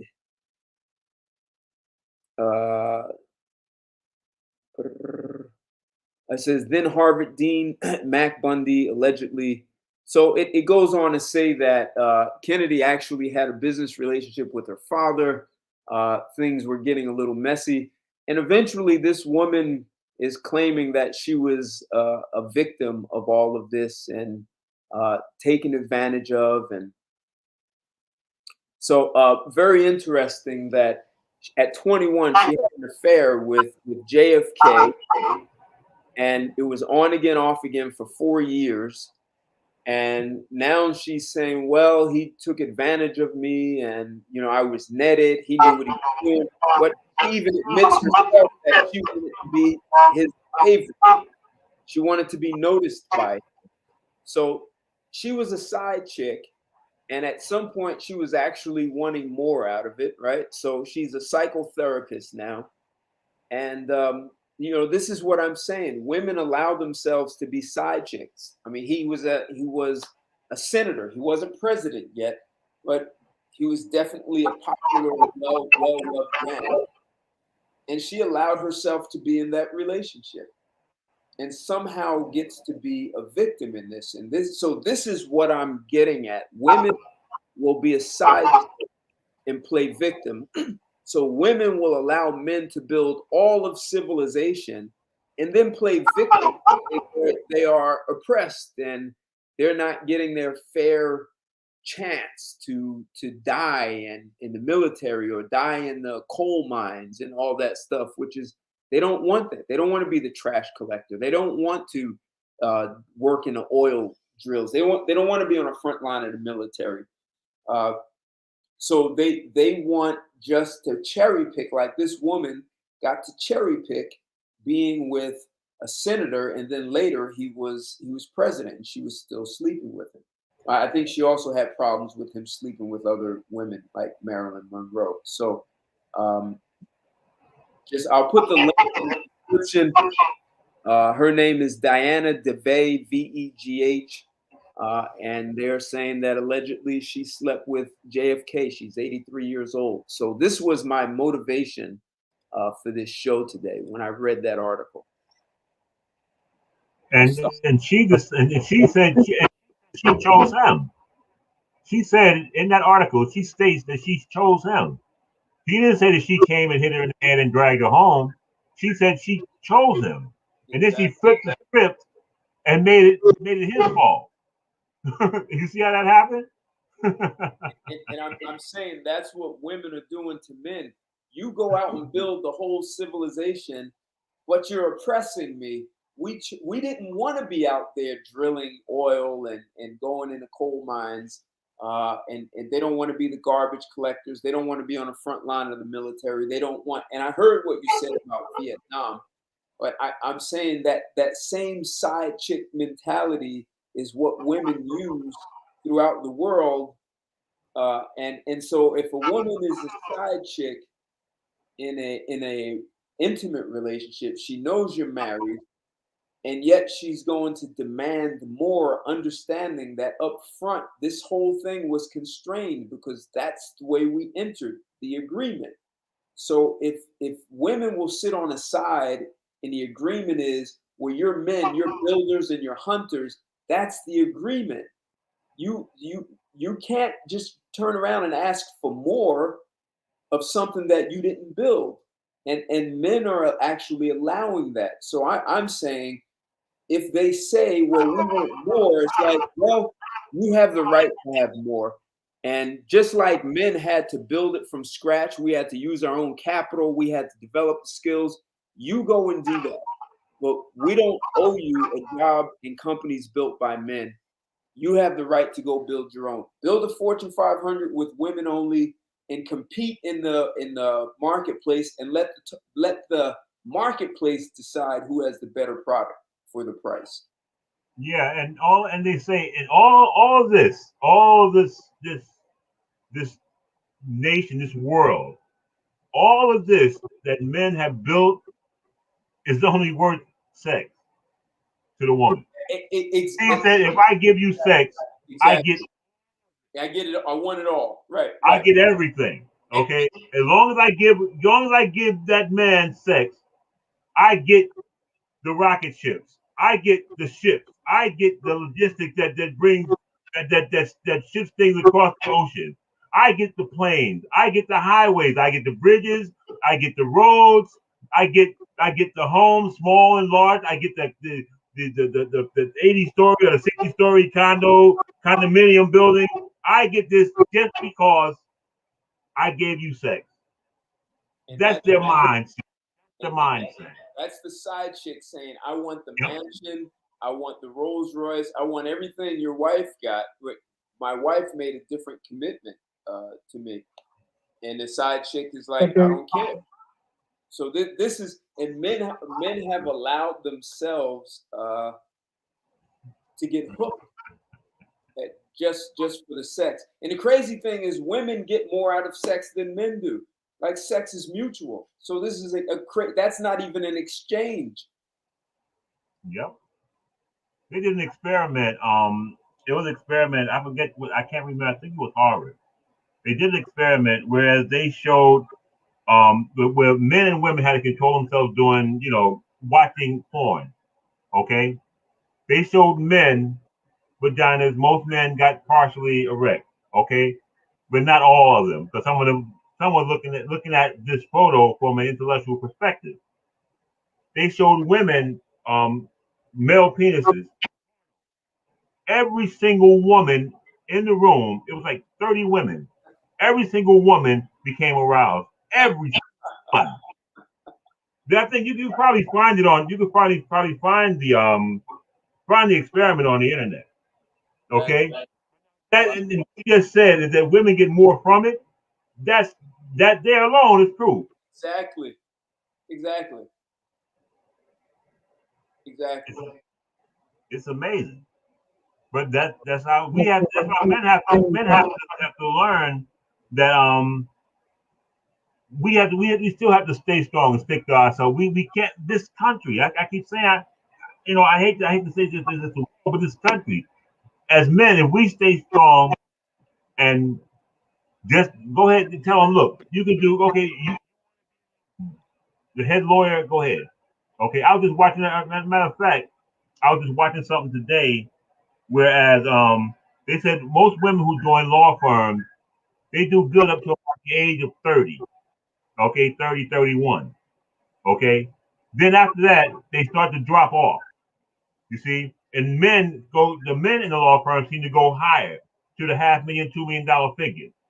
But they said men in the law firm usually do that 80-hour week. You know what I'm saying? Right. Life is hard. But women, when they get to that point of when they have to do that 80-hour week, they drop off. They start to fall back and fall down. They You actually see? quit. They actually quit. Or quit. They Yeah. get married. They get married and quit. Yep. And they find a husband to do it for them. So the law firms couldn't understand why this was happening. So they thought that the firms were treating women poorly because they were finding the top women in the top law schools. They hired them in the top firms. The They were women, acing the classes too. They were acing classes right, in right. college. Yeah.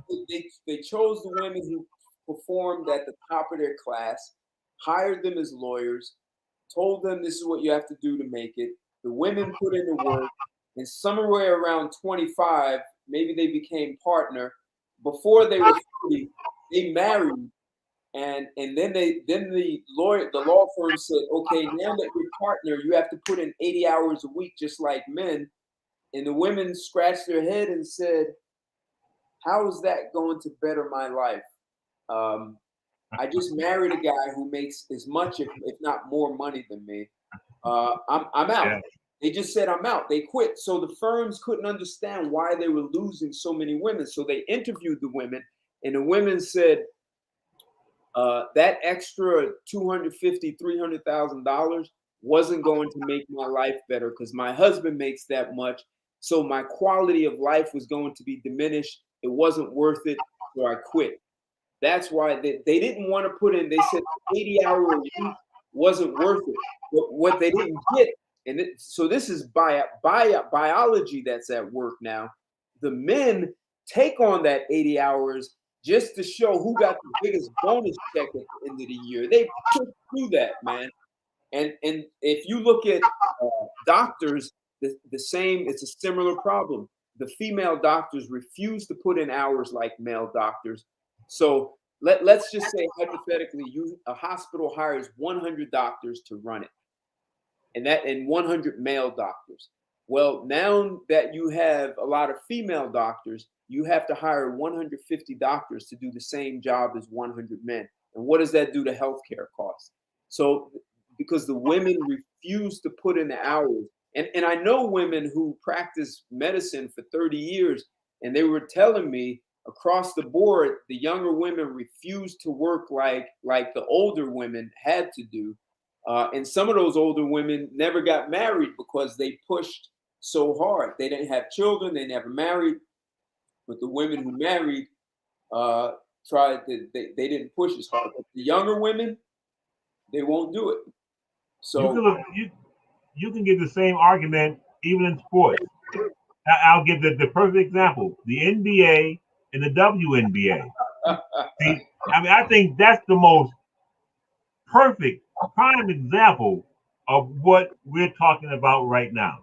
Okay, the WNBA wants to be paid the same amount as men in the NBA.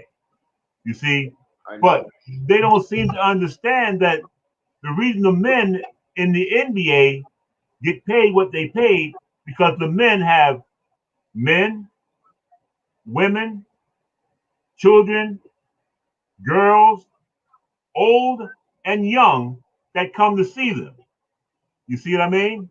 Yeah. But now the women in the WNBA only have women, and only a few women, a certain amount of women, come and see them, and that's not the only reason.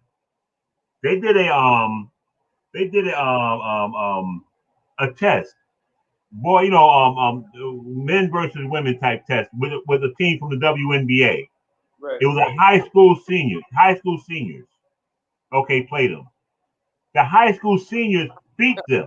Okay, now these are supposed to be professional ball players. Wow. This WNBA supposed to be professional ball players, but the high school senior team beat them something like I think like 98, something like 62 or maybe it was less than that. You see Wow. what I mean? So that goes to show right there. That makes your point exactly. But there's no better place to see it than in sports. No place. The same with running track. The same with boxing. You can go across the board. Sports is the bottom line. Either it's equal or you got a chance. You see, you can't say you're the best in something and not be the best. You see? Actually, I did a show on the WNBA, and there's what you said is absolutely on point. But the other thing is the women in the WNBA do not play. They don't have as many teams, and they don't play as many games, and they don't generate the same money and sponsorship per game that men do. Well, because they don't even play as many games. There's no way that they can justify, and it's because they don't have enough the amount of teams that the men have that have them play so many games throughout the year. So it was like just an unfounded demand, and men have to start like like the Heisman Trophy with the stiff arm. They have to start, they have to start stiff arming some of these ridiculous things. Like, okay, I tell you what, I think the WNBA should get paid like men. We're gonna cut the cord. We're no longer going to finance it. You're on your own, and go. Good luck, and tell us. And when you do get the amount of money men do, tell us how you got it. But we're just gonna watch. Yeah, and then the thing about that is the WNBA is basically getting paid by the NBA. They're basically getting the NBA's pocket change to have a league. You see what I Exactly. mean? They're not even making the actual money that keeps a team or a league afloat. The WNBA say, okay, we got this extra. Go ahead and give it to the girls. Give it to them. You see, now that's not how you run a business, man. But they can do it because, as I said before, they got men, they got women, they got girls, they got boys, they got old, and they got young. And the WNBA just got a few women that come by and see them. The stadium is never full. It's never full. They Exactly. show one side, and that's it. And they have, and even that side is not even full. But But that's the bottom line. and so this is why, and I know people think I'm being extreme, but when you tell women, I'm not even going to argue. You're right. We're patriotic. I'm patriarchal. We're oppressing you. You all should pack up and leave. Just go find an island and build up, just like men did, and show us that you can do it. Go ahead, Tiger, and take your WNBA players with you and your track, and you can compete in the Olympics under your own flag. Like we have no problem. Build your own universities. Build your own healthcare system, because all of these things come with building a nation. And so you all do it, and us men are not going to get in your way. We're like, right on, go do it, make it happen. See you later. And when you get your own telephone system in, give us a call. And don't call me if you need any help. But you can do it by yourself. And you can't even pay us. We're not coming to help you.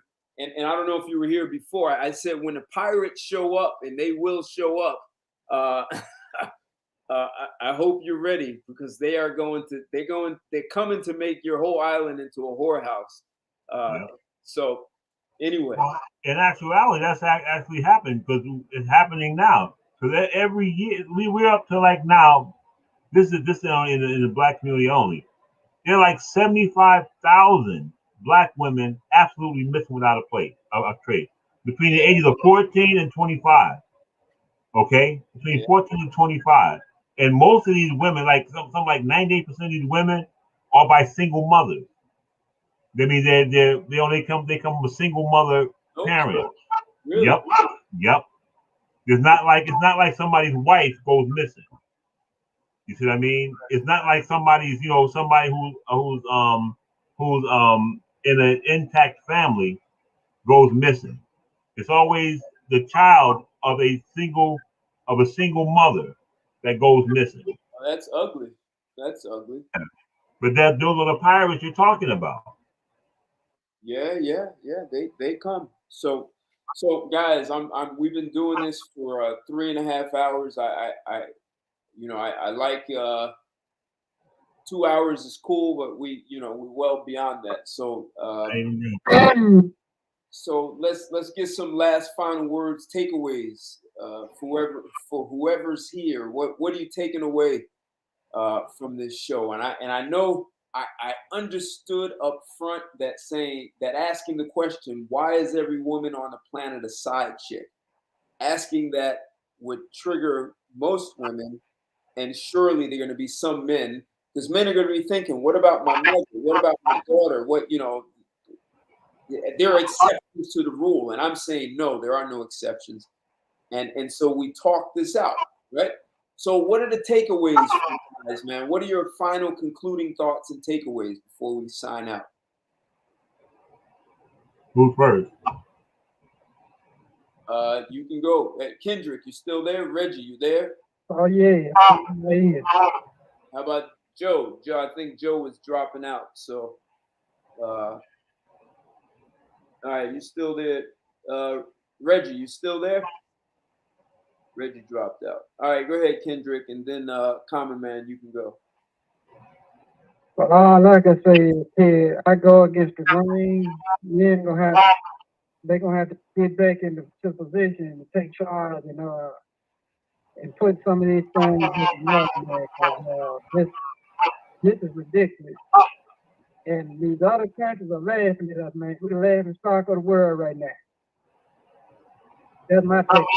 Other than this, I understand about the side chick notion. I understand it. But me, we got to get some order up in Yeah, absolutely, absolutely. All right, cool. Well said. Thank you, Common Man. Takeaways, last thoughts. My last takeaway is that men have to put themselves back in the position of being men. Point blank, period. Okay?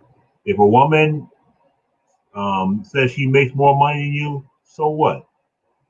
You see what I mean? If a woman says she has more than you, so what? You see? Because the bottom line is men always have the upper hand. We have to, again, realize that and stop putting ourselves in the position of lesser or being less than what we are. You see? Because a woman who happens to be, it is always down to money, always comes down to money. A woman who happens to make more money than you is never gonna be you. That's her, that's gonna be, or that is in her mind, okay, her biggest downfall. She'll never stand up and pee. Okay, that's just what it is. All right. So men should not um frustrate themselves with what today's women do. And if you do get into a relationship, or when you do, take charge of the relationship. You don't have to yell and scream. Just take charge of the relationship intellectually. Don't let the relationship slip away from you. And I think even in that point, you'll find yourself in a happier relationship. All right. That's the way I see it. Yeah, maybe women are looking for you to do exactly that. So That's what I see. Because it's like this. I have never met a woman where they always they talk this smack, right? They big bold. But for some reason, I don't know what it is. Whenever I get with them, for some reason they want to revert back to some like they're 15 years old again.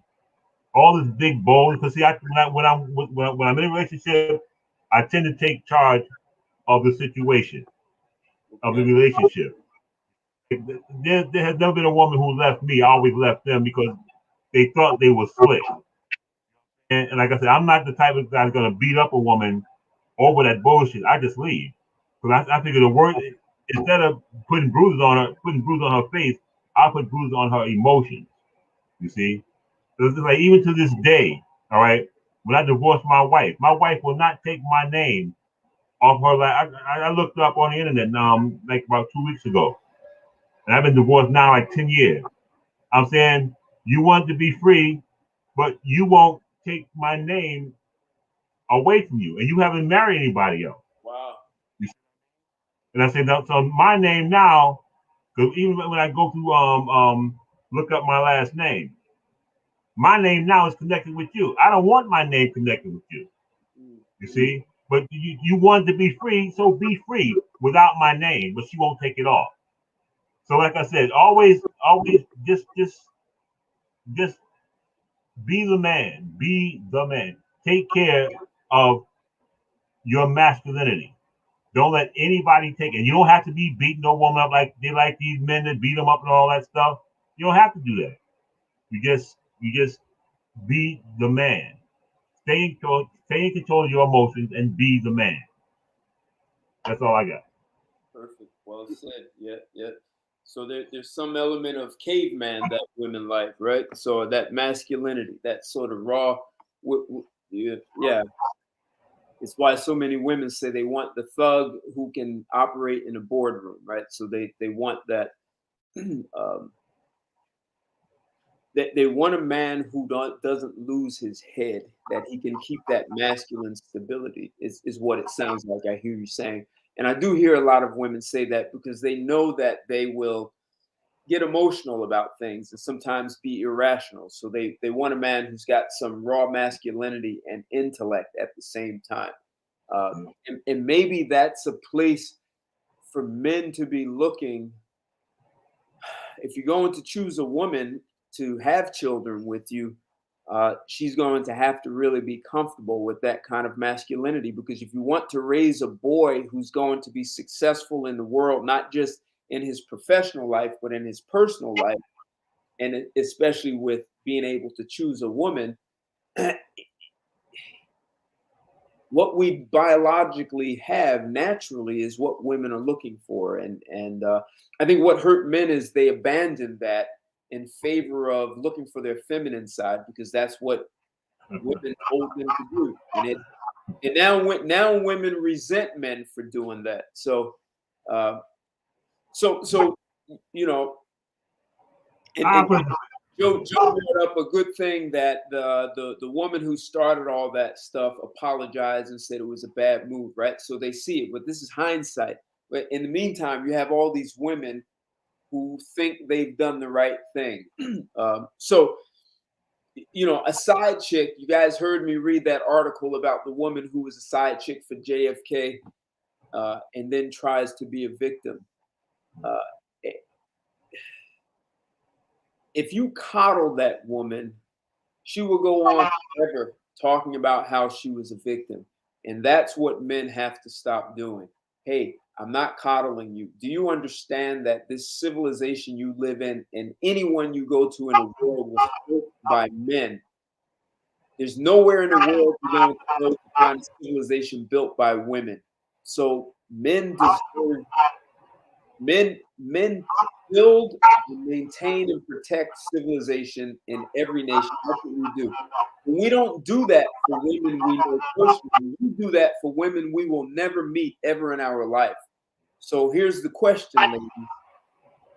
If that's what men are doing, even a guy who's an accountant is contributing to that. Even a guy who's a medical doctor or the chiropractor, we are making sure we're profitable. Doctors are making sure men can help in a healthful way, continue to perpetuate, building, maintaining, and protecting. So, ladies, what are you going to do to make life easier and better for men? And men need to come up with that. And if women don't want to do anything, I had a woman say, so if men don't ever So what? You want a prize for that? That was kind of disrespectful. Because if there were no men and women could just perpetuate themselves as female, they'd be still living in caves with no fire because fire is dangerous and women don't take those kinds of risks. So men have the right to demand acknowledgement for how we've made life safe and convenient for them. And men have a right to make those kinds of demands. And the only way you're going to make that kind of demand is if you can see how valuable you are as a man and your contribution to building, maintaining, and protecting every civilization on the planet. And if you're a father with sons, you need to be able to convey that message uh, and to your sons and your daughters so that your sons can have that kind of pride that they are a part of something. And women are on the sidelines watching. And if the women don't want to be on the sidelines like a side chick, then commit to building your own. And that comes with all the responsibilities and the risks that comes with building a relationship. Building a civilization is risky. Starting a relationship is risky. But being a side chick is an easy way out. Um, so men, we built have a right to be accountable. So men are going to take a stand, which is really ultimately the bottom line. And if men don't understand that, things will get out of control. Okay, I want to go back to your point where you said um, um, a woman wants a thug on the street and a man in the boardroom, something like that.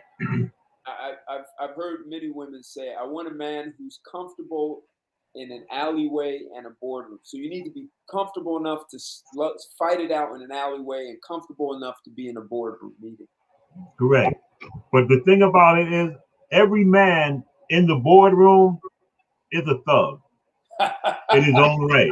Otherwise, he wouldn't be there. The thugs that these women pick are the bottom layer thugs. They're at the very bottom.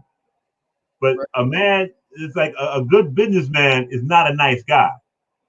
You see what I mean? He's not. I'll give you a prime example. The term mafia. You know what that means? What's that? Mafia is my daughter in Italian. Really? That's what it means. Now, I'll tell you how the mafia became the mafia. Because see, when Italians first came to the country, okay, when they did, and the Indian women who are here, they would be attacked and raped by the men here. Okay, so it was always the cry of my fia, my daughter. Okay, so the men in the Italian culture, they got together and they decided this ain't gonna happen no more. You see, and they developed organization called Mafia, I mean protecting my daughter or my daughter, and we know where that went. Interesting. You know, because if you notice, the um the um the males in the mafia, or now they call themselves businessmen, they're not going to sit up there and argue with you. They'll solve your problem, but they're not going to sit there and argue with you like the thugs in the street. Right. But the problem gets solved. Right. You see, and that's what women. And if you notice, most Italian wives, they cheat, but they stay together. Right. You see, and that's just how it is. But them are men. These are men. This is the man that most men need to return to a need to be. This equal rights, equal shit. I say, like I always say, you can be equal, okay, but don't come to me when you need something. Exactly. So. Hey, the cowboy monk, he put something interesting. Two things. He said, winter is coming, and a lot of thoughts are going to get stuck out, going to get stuck out in the cold. A lot of them already are. And he said, one day one of my exes came to my place. I told her she's not welcome here anymore. I gave her a bottle of water and sent her on her way. She was walking. So, because these evictions ain't playing, man. Come Monday, you watch what happens Monday. That's when they're gonna slam, because the Supreme Court ruled. They're gonna slam dunk the courts. so yeah, I mean, and that may seem like, the cowboy monk seems like maybe he's not a nice guy, but women need limits and boundaries, and as long as you let them go, if men are building a civilization, we have a right to create the limits and boundaries within what we built. Just think of your 13-year-old child saying, I don't want to go to bed at that time, or I don't want to have to come home at that time. It's like, that's cool. Go get a job, get your own place, and do it yourself. And that is a way to deal with women. It's like they're being rebellious 13-year-olds who are just saying, I want more. I want to have cake for dinner. And they're not looking at the big picture. And just like often, I think you were saying, and someone else, the side chick is not looking at the big picture. If she doesn't get what she wants, she's going to go to her wife. Then she ends up ruining everything.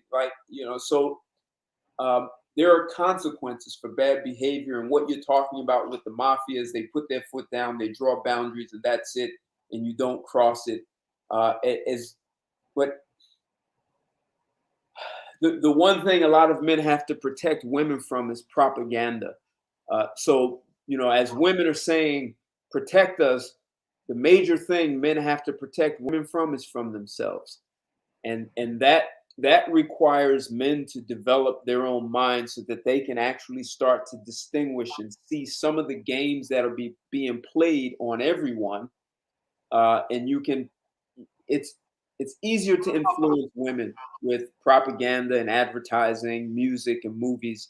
And if you get the father out of the house, she's going to raise children to be propagandized just like her. So as men, this is you. Protection is not just some physical dude. It's mental, which is even more incentive for men to work on and develop themselves. That is a never-ending journey. It never ends. Even when you're 85 years old, you're still learning. And that is the thing that men have to really get across, that their own development allows them to be much more savvy in how they communicate and get women to see things from a different perspective. You don't have, like you were saying, you don't have to yell and argue and beat her. There are more effective and stable masculine ways to get points across to women. And these are things men need to learn. And for the women who don't like it, like I said, they could always pack up, leave, and build their own civilization. And no man should stop them from doing that. Because the fact is, most women won't go.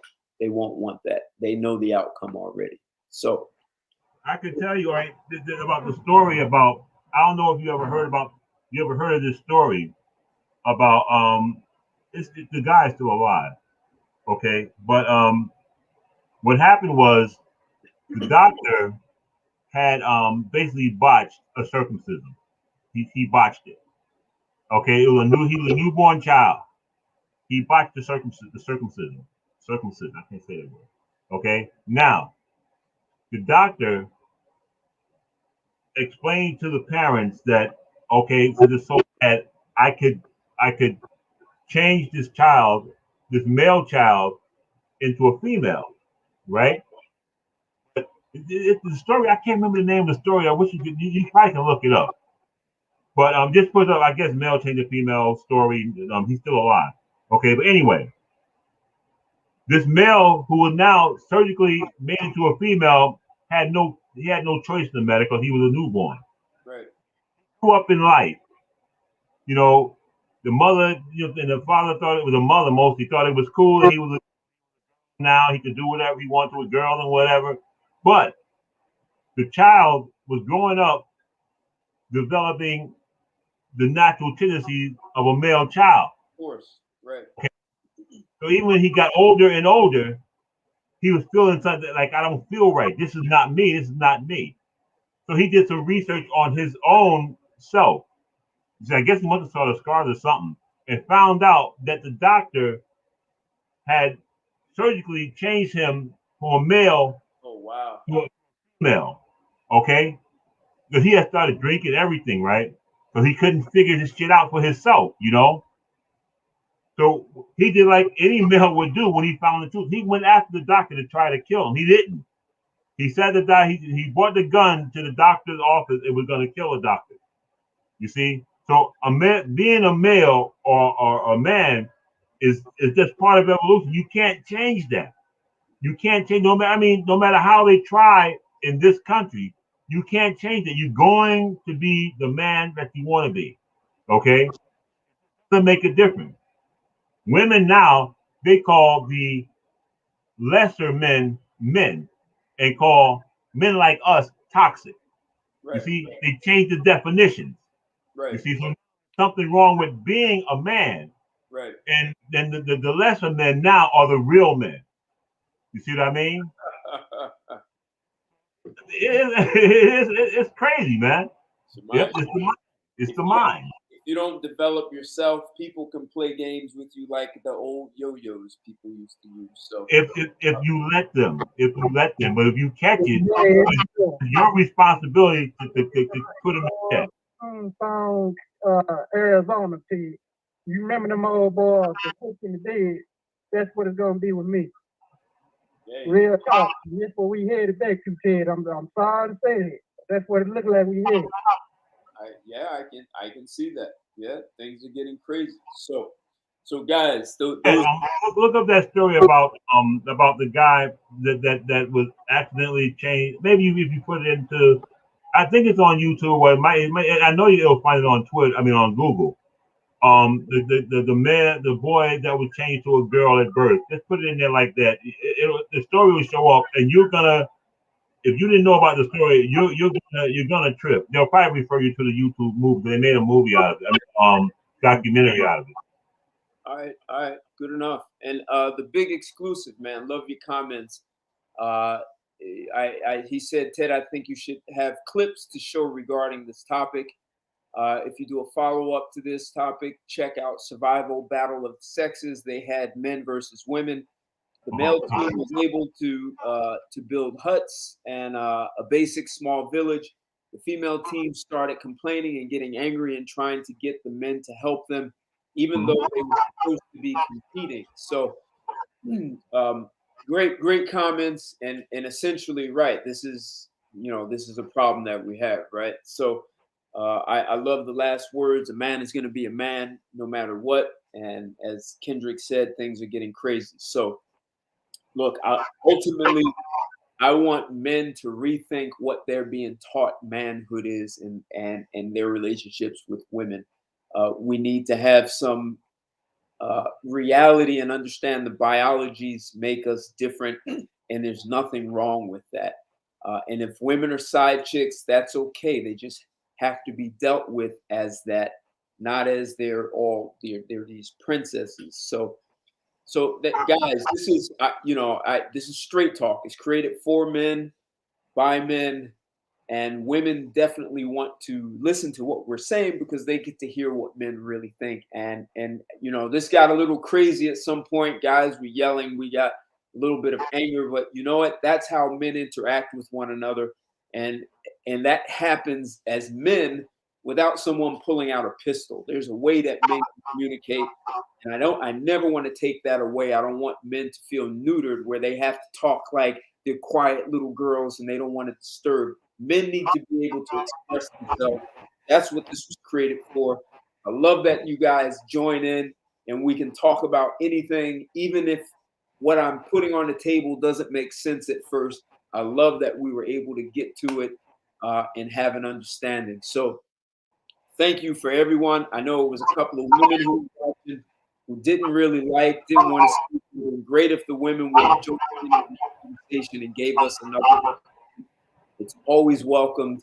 We don't get off because these are men who appreciate women. We appreciate you as women, and that's it. Not as pretending to be something you're not. Just like you don't like a guy pretending to be a woman, we don't want women pretending to be men. So, with that said, thank you everyone for joining. Thank you guys for listening, and in the chats. I'll be back with something just as provocative and politically incorrect. And my commitment is that men fully understand their power.